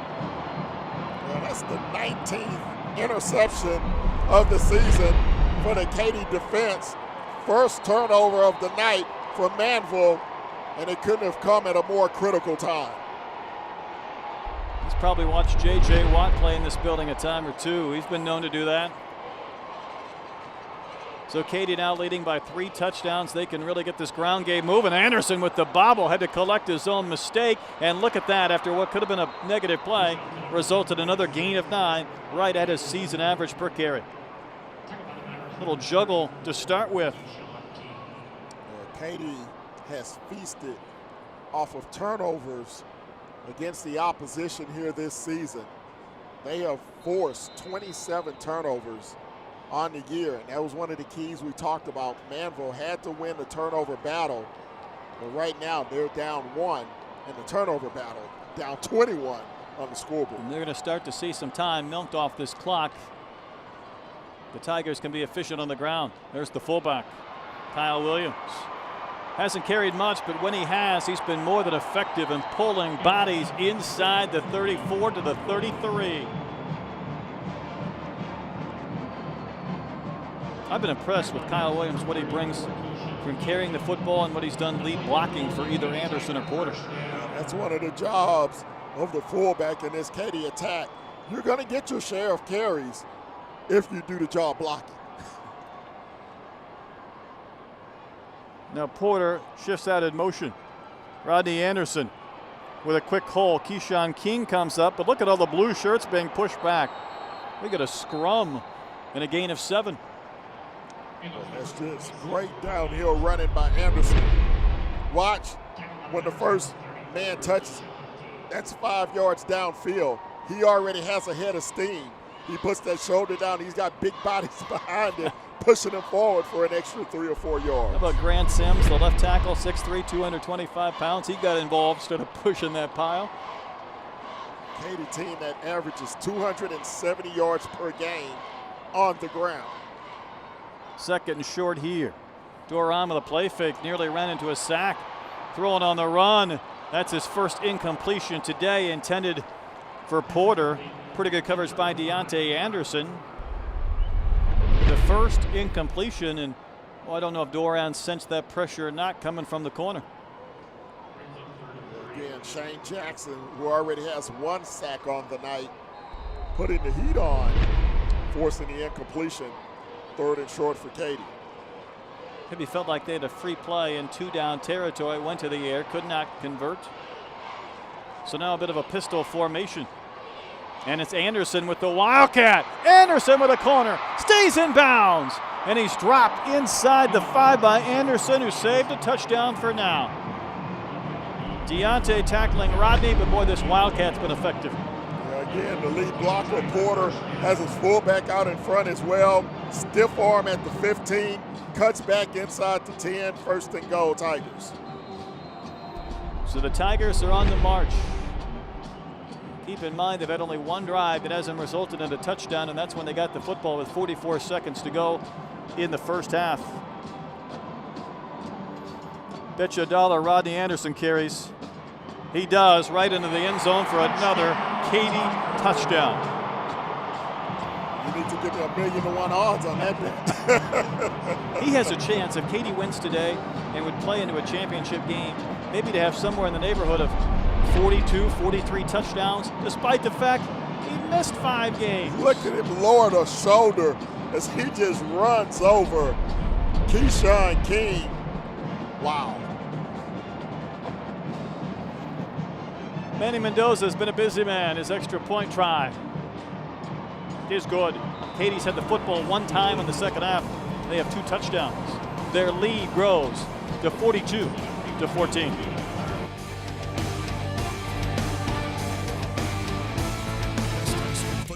In Texas collide inside AT&T Stadium, all vying to be crowned champion. Get your tickets now for the UIL State Championships presented by State Farm. Be a part of this Texas tradition. Log on to Ticketmaster.com. Long live being comfortable in your own saddle. Long live being tough enough to handle anything. Introducing Premium Performance Advanced Comfort Cowboy Cut Jeans. 2 times longer lasting and made to move with you, so you can move like a champion. New Advanced Comfort from Wrangler. Long live Cowboys. Our spotlight shines on the best and brightest high school athletes and coaches the state of Texas has to offer. Get the latest highlights and exclusive features from across the state every week. High School Spotlight, Sundays and Mondays on Fox Sports Southwest.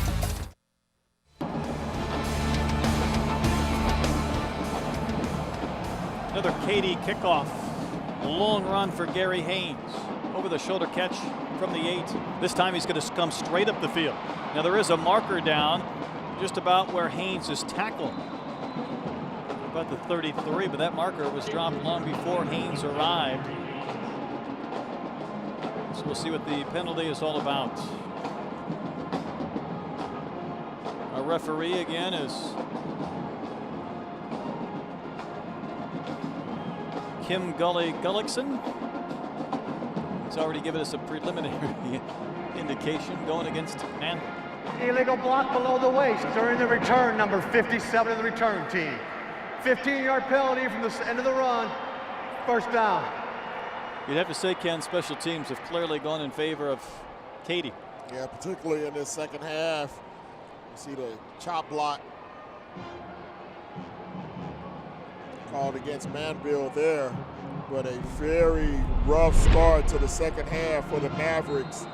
You give up a kickoff return to begin the second half, turn the football over themselves, and then watch Katy march 55 yards, 14 quick points by the Tigers. Mavs in a hole. Pass is complete to Manuel, but popped hard before he gets to the boundary. Picks up 7. Watch this hit at the end of the catch. Manuel had to extend a bit to make the play. Got drilled pretty good by Josh Blair. We're not even halfway through our third quarter. Plenty of time. King just lost the handle on the football. Now running for his life, showing off the wheels. This is where De'Aaron King is dangerous. King with a block. King's going to cut back, and he's dropped at about the 31. Almost 43 yards on the play. Yeah, 43 exactly. You see King drop it. That's about the second time tonight we've seen that happen. And then he's able to make a big play as he gets Katy out of their defensive lanes. Picks up a huge first down for Manvel. King with those feet moving in the pocket. His pass was dropped. He threw it really in the only spot where he could towards Haynes, low, but he just couldn't hold on.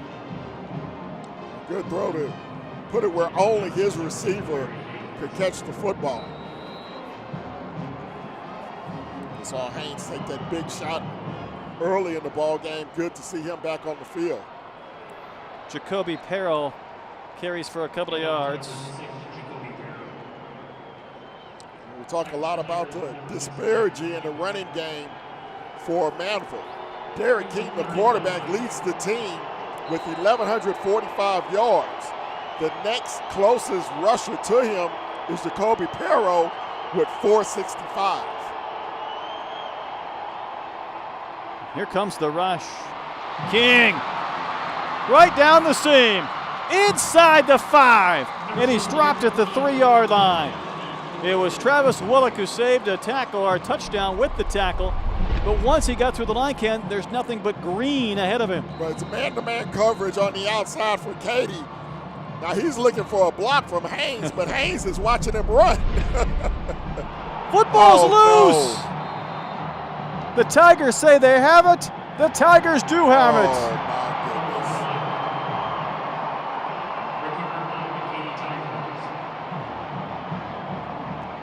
goodness. They're at the bottom of the pile, I believe, is Tanner Ebright. Well, apparently there was a quarterback center exchange issue. And Tanner Ebright, the senior, came up with the football. When it looked like the Mavericks were going to capitalize and get right back in this game, they fumbled the football at the 2, so they gave up the 73-yard kickoff return to start the second half, and that equally is painful for the Manvel team and their fans. 2 possessions, 2 turnovers in this second half.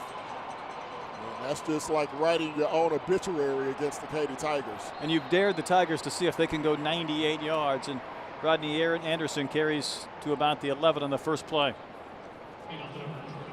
The chase for 8. It is a rallying cry, so to speak, for the Katy Tigers. Last year, 16-0. They won their 7th state championship. Can they make it 8? And they're about a quarter and a half away from advancing to the state semifinals. We've seen a tremendous effort here tonight, particularly in this second half. Coach Gary Joseph said they would have to play better the final 24 minutes. So whatever he said at halftime got him riled up, and here comes Rodney Anderson one more time. Rumbling across the 30, he went airborne over Deontay Anderson. Those two have become quite friendly over the course of this game because Deontay Anderson is the last line of defense from his safety position. 2 kick-out blocks, the right tackle and the fullback. And then it's just easy pickings for Anderson rumbling through the secondary. So they may be well on their way to a 98-yard punctuating drive as we go under 4:50 in the 3rd period. Last week against Elkins, Anderson went 16 carries for 161. He found the end zone 5 times. Fullback with a carry up across the 40. The game before that against Cywood, so keep in mind, Cywood scored first in that game. They led 7-0 before Katy ran off 51 unanswered.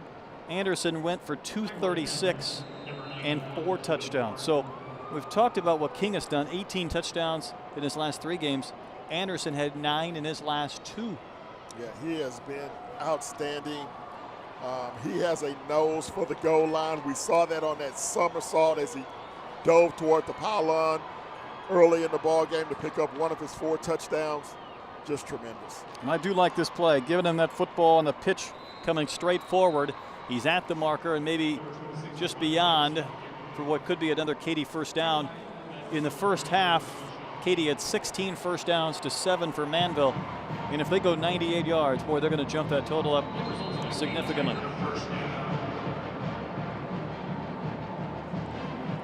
Manvel, they had a shootout a couple of weeks ago in the area round against Fort Bend Bush.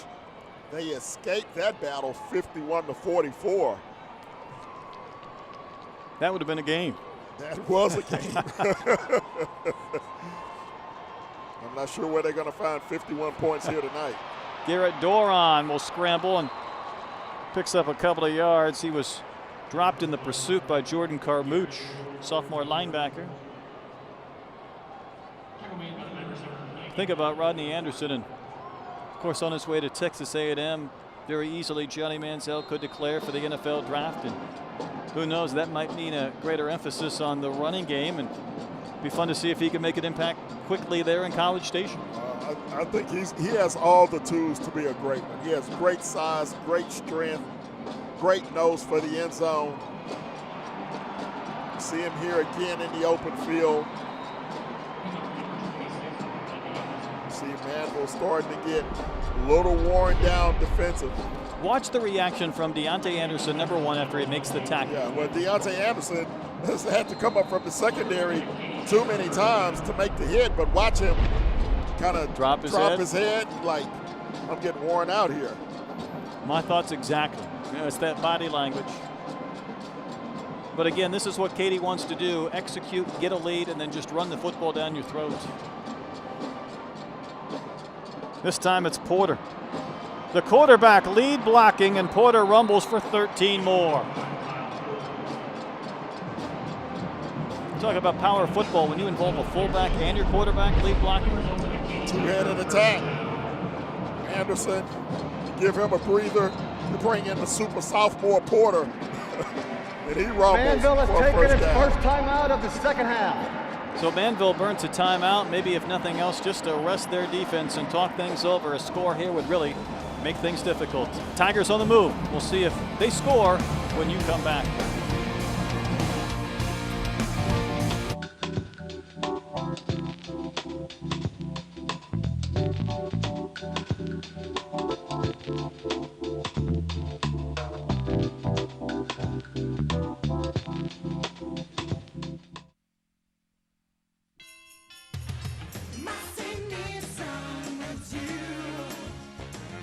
It's the season to choose at Massey Nissan.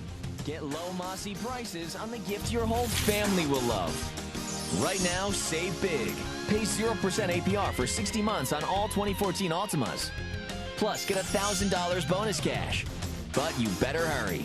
Come to Massey Nissan on the Katy Freeway today. Massey Nissan with you.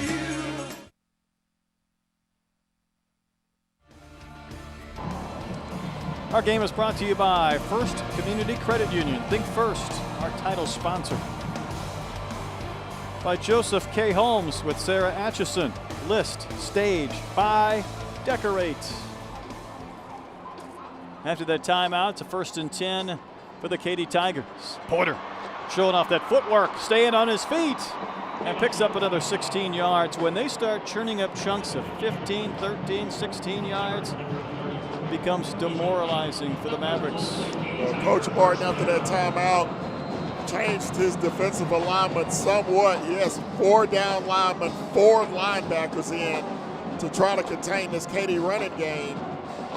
Didn't matter. Starting to bleed that clock here in our 3rd quarter.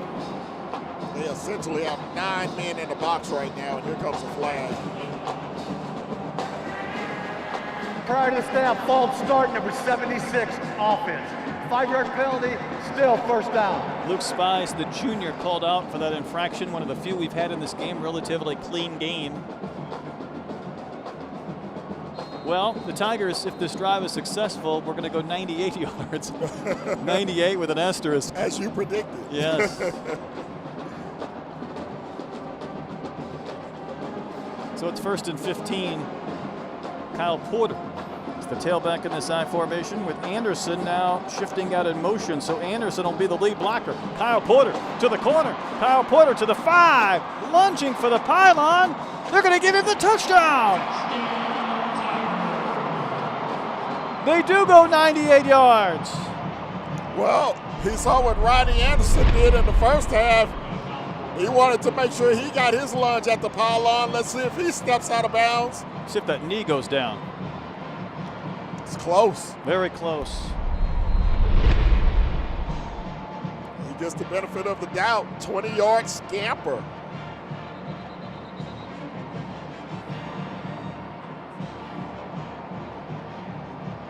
Porter gets into the end zone. Began the day with 20 touchdowns on the season, keeping Manny Mendoza, the kicker, very busy, and the Tigers 1 point away from hanging 50 on the Mavericks. 49-14. What a busy 3rd quarter. Game brought to you in part by Katy Hardware and by Physicians ER, your emergency room close to home, 24 hours a day. And by Massey Nissan, drive better for less. was a 98-yard drive, took 4 minutes, 5 seconds off the clock. 20-yard scamper by Kyle Porter as he barely nips the pylon. As Katy goes up 49-14. They've shut out Manvel in this third period, 21-zip. It all started with the opening kickoff, 73 yards by Colin Wilder. That set the tone. Manvel with 2 possessions, 2 turnovers here in the third period.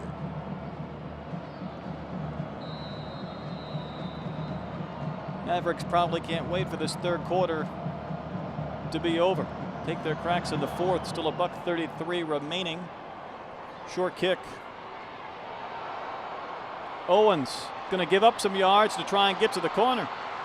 He gets those yards back and a few more. Owens drugged down out of bounds, and boy, that's awfully close to being a penalty. Nothing called on the pursuit and the tackle out of bounds by Giovanni Stewart. Yeah, the officials tonight have been very forgiving on those sideline hits. A couple of times tonight we thought we might see a penalty. Well, he hits him inbounds, but that's about 5 yards out of bounds before he drug him down, but probably best just to play on. Coach Martin has done a fantastic job building this program. His son, one of the best players in the state, is a defensive lineman, maybe a tight end from time to time, but it has not been a lot of fun tonight. Talk about D1 prospects this Manvel team has turned out in recent years. Katy has a few of their own. Wilkerson had the INT on the previous play, and the man being recruited by Washington State shows why maybe a few more teams should be interested. Great speed. 6'2", 215. Watch him run down the tailback from behind. Are you kidding me? Wow. Man he tackled was Clay, a junior, who got injured in the game you guys broadcast earlier this year against North Shore. And Ken, it was a scary situation. He had a rib issue. He went to the hospital and was diagnosed with a tiny hole in the cartilage between his ribs next to his heart cavity. Had to miss several weeks. He's been back now here in recent games playing football and glad to be back. But he was tackled for a loss, and there was a short pass play going for basically nothing. Yeah, I recalled him being taken off on a stretcher in that ball game. A very scary sight. Tremendous to see him back in action. That's not him again, is it? Let's see from here. Looks like that might be Manuel. Pero? I think it's Pero 6. Finished my thought though on Clay. He wondered if he'd ever play football again. The heart was bruised and swollen. He was found to have an enlarged heart because of that injury in that North Shore game. They diagnosed it eventually as athlete's heart with rest. He was able to kind of retreat maybe to its regular normal size, and he was able to play football again. But he was supposed to be their featured running back this year. So you talk about the disparity between King and everybody else from a running standpoint. That's where they've missed Clay the most. Yeah, absolutely. Only 2 touchdowns on the year for Clay, 1 receiving, 1 rushing the football. And fortunately for him, he's okay. He's able to put the pads back on again. But it really took something away from that Manvel offense, even though they had obviously a tremendous year going 12-1. A night like tonight is where you would really like to feature him as a counterback to King. And Jacoby Pero has been kind of their #1 guy. You see him getting up slowly and walking off under his own power. With the 8 touchdowns he scored this year, he caught that last football but ended up getting no gain, so it's 3rd and 12. Maybe one more play, a couple more plays here in our third quarter.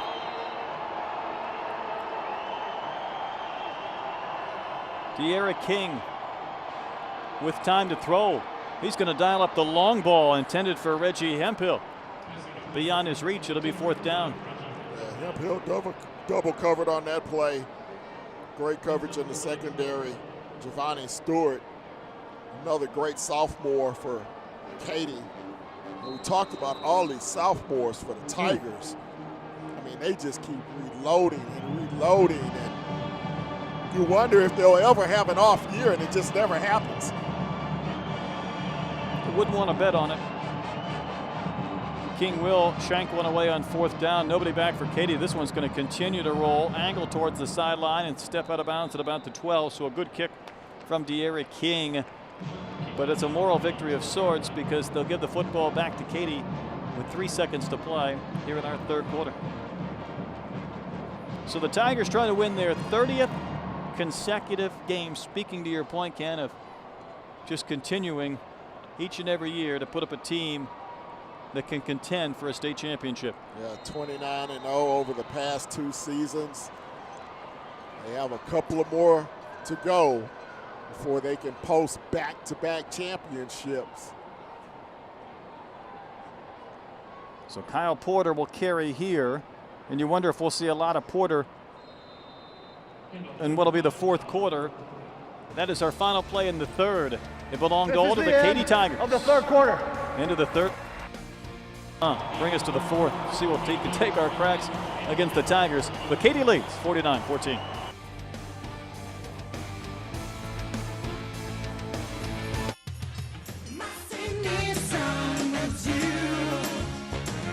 It's the season to choose at Massey Nissan. Get low Massey prices on the gift your whole family will love. Right now, save big. Pay 0% APR for 60 months on all 2014 Altimas. Plus, get $1,000 bonus cash. But you better hurry. Come to Massey Nissan on the Katy Freeway today.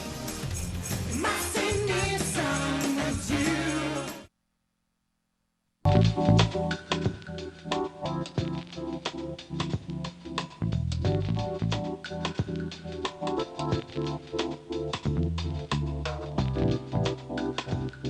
Change is inevitable. Time waits for no one.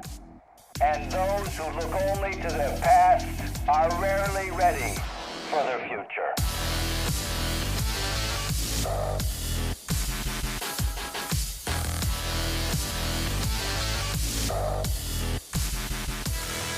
Never underestimate our ability, because after all, we are Texas. 2nd and 8 running play. Justin Fisher wrapped up Kyle Porter and threw him down, but not before.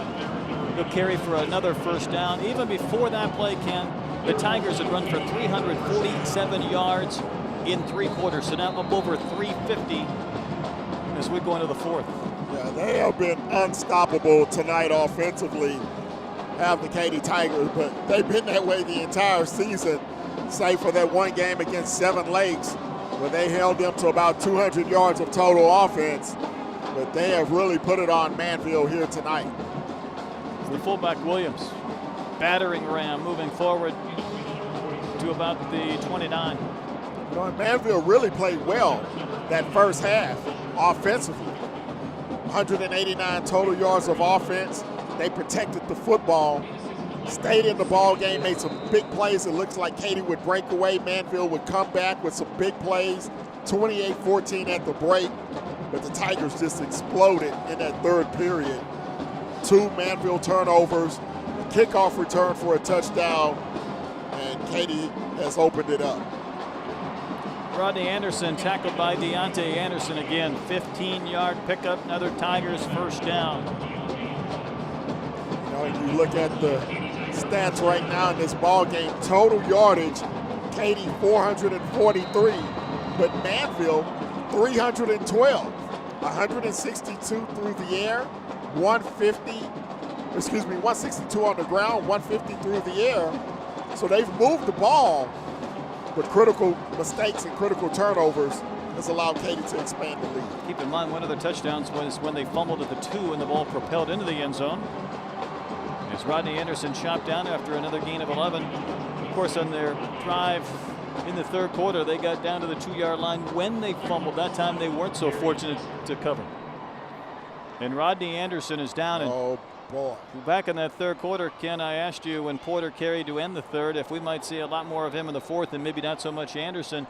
Anderson right back out there, continuing what he's done throughout the game, but now he's down. And, well, let's hope he's okay for the Tigers.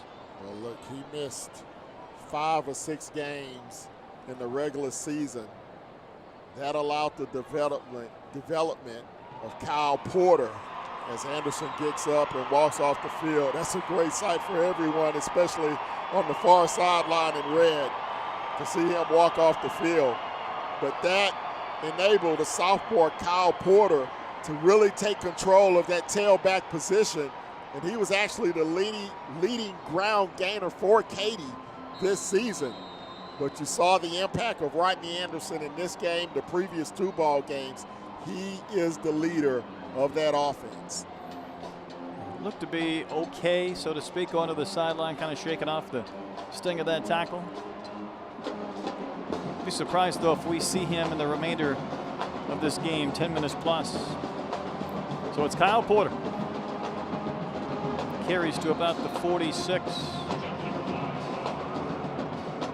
A little different day around this building here at Reliance Stadium than in previous weeks or years, for that matter. Gary Kubiak relieved of his duties this morning with the Houston Texans after a loss last night to Jacksonville. So a little different feel around this building, and it's great to have the emotion and the spectacle of high school football here tonight. Yeah, very busy day at Reliance Stadium here tonight. Of course, the disappointing loss of the Texans last night, the abrupt press conference earlier today, owner Bob McNair announcing the dismissal of Gary Kubiak, 8 years here, roaming the sidelines as the Texans head coach.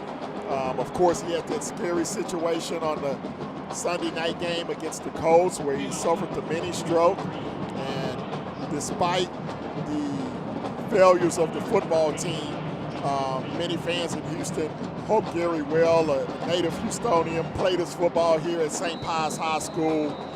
We wish him the best down the line. Yeah, true gentleman. It certainly didn't work out this year with 11 straight losses, but wish him the best going forward. Meanwhile, what Gary Joseph and the Tigers have built in this program has been more than admirable. It has been amazing, and they continue now to run out some clock and some time, leading 49-14. Porter fights inside the 30. Now, question is, since we're here at Reliant, do you think Coach Gary Joseph might slip his resume under the door of Rick Smits here before he leaves the stadium here tonight and maybe apply for the head coaching position himself?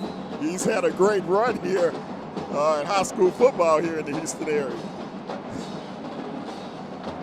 What he has produced, you're right, has been amazing. It's just the efficiency with which they operate. And they're going up against a very good team in Manvel.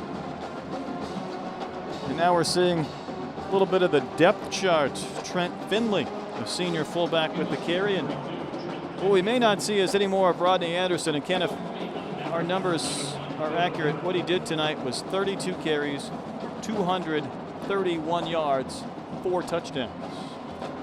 Not bad for a night's work. 3 quarters work. Not even that when you consider Porter came in for a few of those drives, but 32 carries, a busy day. 3rd and short here for the Tigers. Porter able to cut back and drag King for a few extra. Inside the 25. Will Lockett finally cleaned up, but the sticks move again. And for Manvel, nothing to hang their heads about. Of course, they'll be disappointed with the loss and the way they lost. But from where they've come from, a team that was 5-5 in 2009, methodically worked their way up to a state championship appearance just 2 years ago in Class 4A. Bumped up to 5A last year, lost in the regional semifinal. Took another step this year to the regional final. They hope to continue to build that tradition down in Manvel to hopefully get themselves to the level that the Katy Tigers already are. What Kyle Porter's dangerous running backwards. He ran backwards the last 6 yards. We're going to see this again. I don't know if there was some miscommunication, but watch him get turned around right about here. Doesn't matter. Just keep.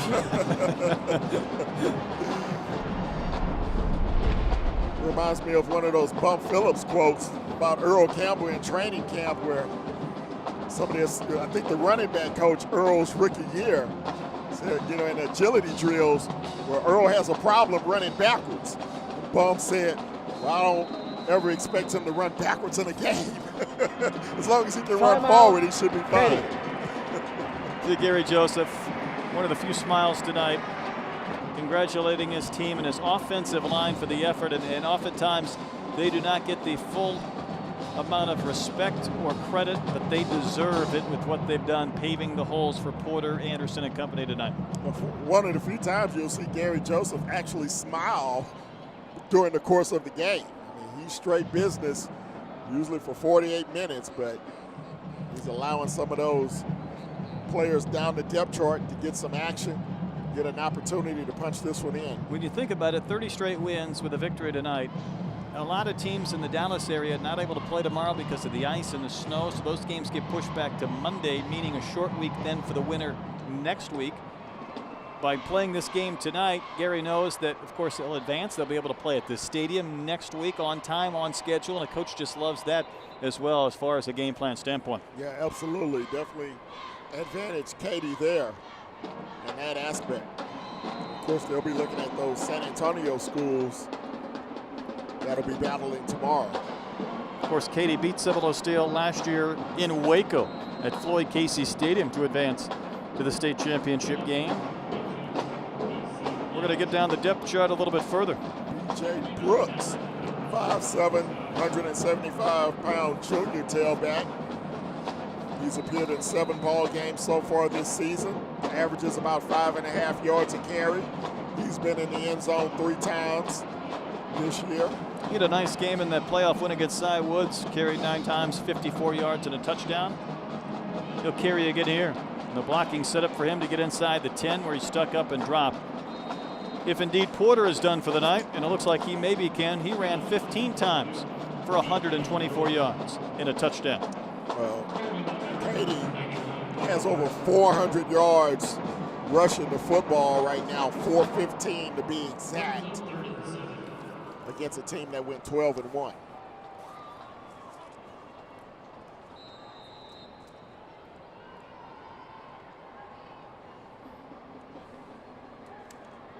Kylie Huddleston, the senior quarterback, is in there now running the offense.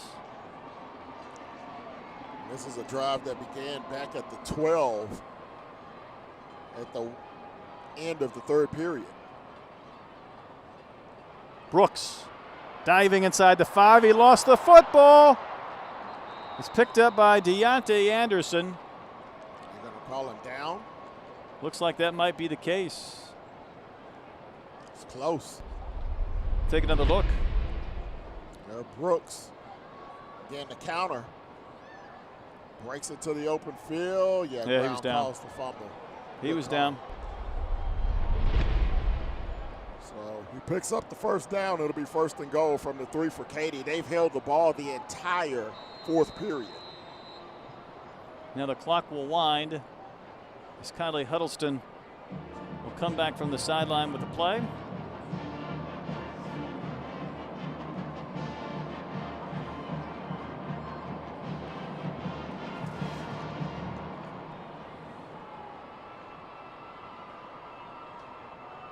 Brooks to the goal line, to the end zone. Touchdown, Katy. Again, they've surpassed the 50-point plateau. Brooks, his 4th touchdown of the season. Katy fans celebrate as they make plans for the state semifinals next weekend right here at Reliance Stadium.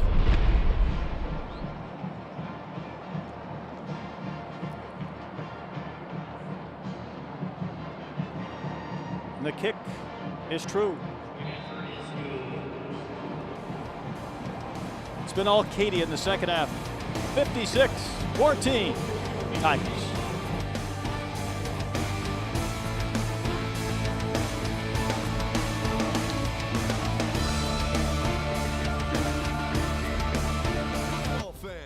I see a Raising Cane's tailgate in your sights, and I'm not saying it's going to be easy, but you have it in you to tackle that tailgate. To devour enough fresh, never-ever frozen chicken fingers and cane sauce to make tailgate history. Show thirst who's boss with sweet tea and lemonade. Not by the cup, but by the jug. Because this is our house, and today, you eat with the best of them. Raising Cane's, one love. Official sponsor of all things that make game day delicious.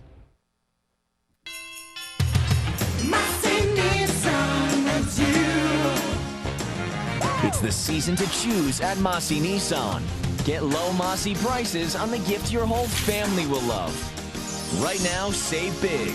Pay 0% APR for 60 months on all 2014 Altimas. Plus, get $1,000 bonus cash. But you better hurry. Come to Massey Nissan on the Katy Freeway today. Massey Nissan with you.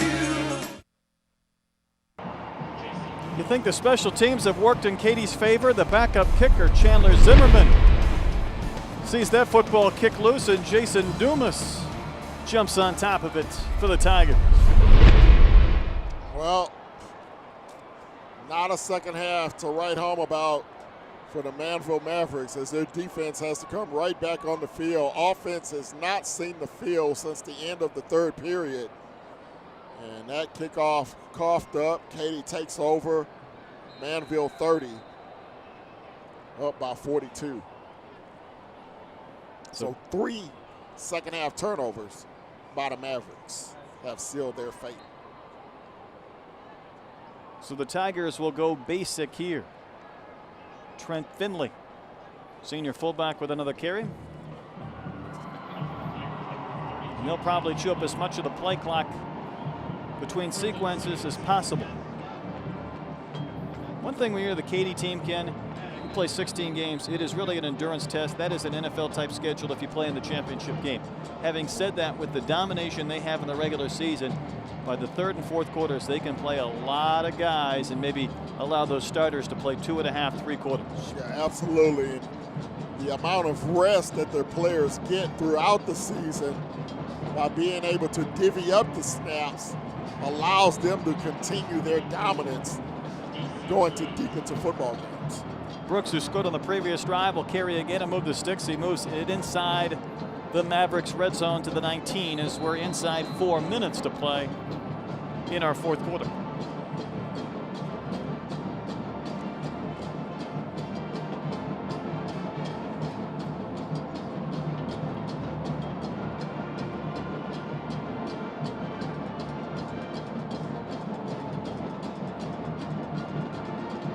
Brooks will carry again. He ran into Dakota Martin, the coach's kid, and you're talking about one of the best players in the state, on his way to Texas A&M, and what a great frame. 6'7", 295 pounds.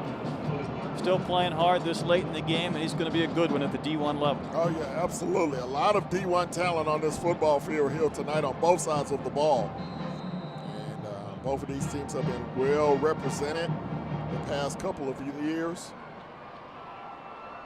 Guys being able to go on to the next level. And you have that pipeline streaming from the lower levels. That allows both of these programs to continuously reload. 2nd and 8. It's Brooks again. That pile will surge shy of the 10. You go back last year at signing day, and what I remember about Manvel was just this endless stream of D1 players. I don't know the number, 7, 8. I mean, it was a huge number of players, and the college recruiters just finding their way to the school to take one or another away, and even including their quarterback. We haven't mentioned today, Shane McCarley, who went to Old Dominion, who had a fantastic high school career. All those wide receivers we did mention. Yeah, absolutely. Again, you know, as we talked about, Coach Kirk Martin really building a dynasty down there. Of course, they're battling with the Pearland schools for a lot of that talent. When you consider the Oilers still alive, Pearland Dawson still alive in 4A, you're talking about 3 teams still playing this deep in the year. Coach Martin said a couple of weeks ago that his team expected to be playing when our cheerleaders can wear those Santa Claus hats. There you go. There you go. They nearly made it. Pretty close. Open the roof, they would have to put on Santa Claus gear no, tonight. Sir. We're going to keep it closed. Katy's able to run this into the end zone. They'll pass 450 yards rushing and pass the 60-point plateau. They're going to go basic, I have a feeling here. Brooks to the 3. It'll be 2nd down and goal, and we'll be inside a minute before they have to snap again. And Coach Joseph may just have them take a knee and run this one out.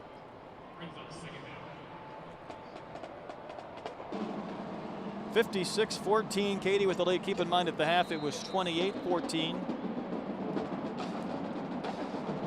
It's been all Tigers in the second half.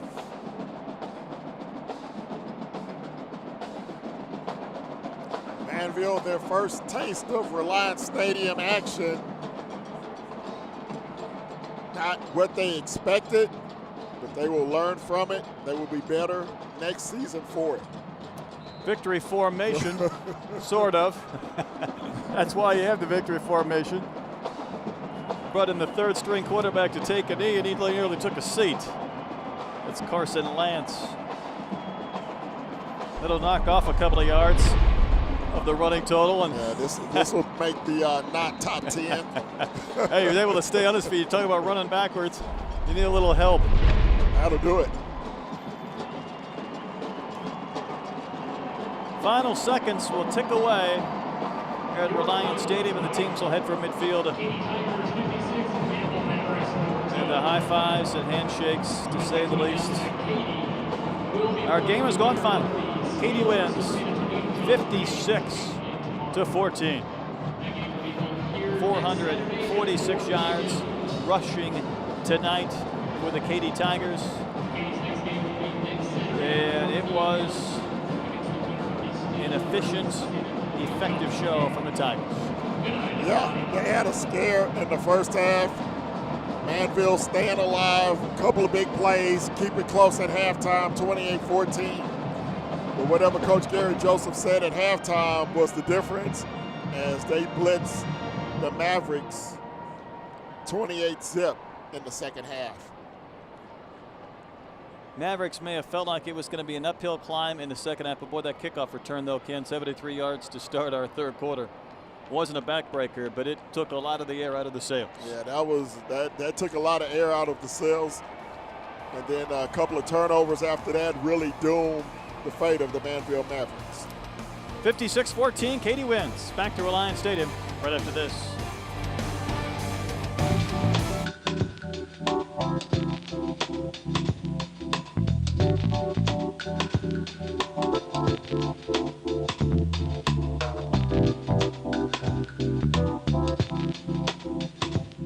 Change is inevitable. Time waits for no one. And those who look only to the past are rarely ready for their future.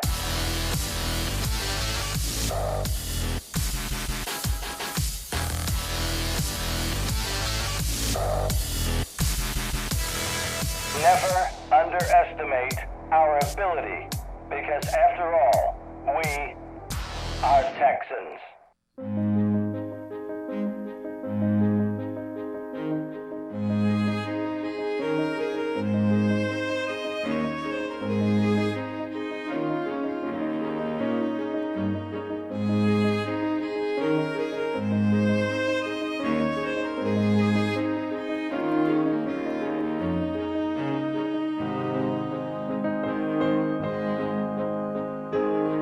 School football teams in Texas collide inside AT&T Stadium, all vying to be crowned champion. Get your tickets now for the UIL State Championships presented by State Farm.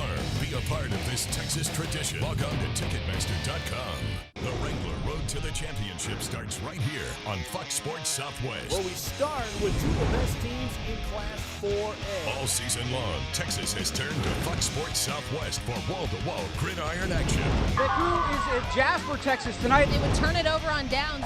Keep sending in those photos. The Wrangler Road to the Championship brings you every bit of high school football until this year's champions are crowned. Watch the Wrangler Road to the Championship on Fox Sports Southwest. Brought to you in part by Cavenders. If it's high school football, it's on Fox Sports Southwest. We're your home for comprehensive coverage every game night. Get all the Texas high school football scores and highlights from across the state. High School Scoreboard Live on Fox Sports Southwest. 56-14, Katy wins over Manvel. Again, I'm Brett Dolan with Ken Moore. After watching that Katy running game today, you wanted to get the football and get a few carries to see what you could do. I did. I wanted to see if I still had a little left in the tank. I don't think so, though, against those big boys from Manvel. Well, Rodney Anderson, 32 carries, 231 yards. He scored 4 times. Porter added a touchdown. He ran for 125. nearly 450 total yards. And while Doron was effective when he needed to be through the air, that running game was dominant. Oh, yeah, absolutely. Over 500 yards of total offense for Katy tonight. This is a team that really used to mix it up, throwing and running the football. They've turned really into a predominantly running the football team. And in the second half, it was all about the big plays and the turnovers. The big kickoff return to start the second half really opened the game up. And then 3 Manvel turnovers in that third and fourth quarter really sealed their fate. Yeah, including a fumble at the 2-yard line when it looked like they were going in for a score to try and keep things close in the third quarter. And what Katy was able to do with that running game was keep De'Aaron King off the field in the second half, eating up 5, 6, 7 minutes. We didn't even see King in the fourth quarter because Katy held the football for the entire fourth quarter. They had a 7.5-minute yard drive to begin the quarter, then a fumble kickoff after that. Katy eats up the final 4.5 minutes. We didn't even see King. Yeah, say that again. The entire fourth quarter, Katy held the football. Well, there you go. The Tigers will be back at this building, Reliance Stadium, next Saturday to play a team from San Antonio. Then for the right, if they win, to go to the state championship game. How good are they? Can they win another one? Well, they're 30-0 in their last 30 games. That works. I think they're pretty darn good. So they're 2 wins away from back-to-back state championships. We'll see if they can pull it off. Great season for Manvel. I know this will be very disappointing tonight. Certainly they'll be back, but we'll see Katy again very soon. Yeah, we will. Next week, partner. For Ken Moore, I'm Brett Dolan. 56-14, the Katy Tigers with the win. For our entire Legacy Sportsnet crew, good night, everyone.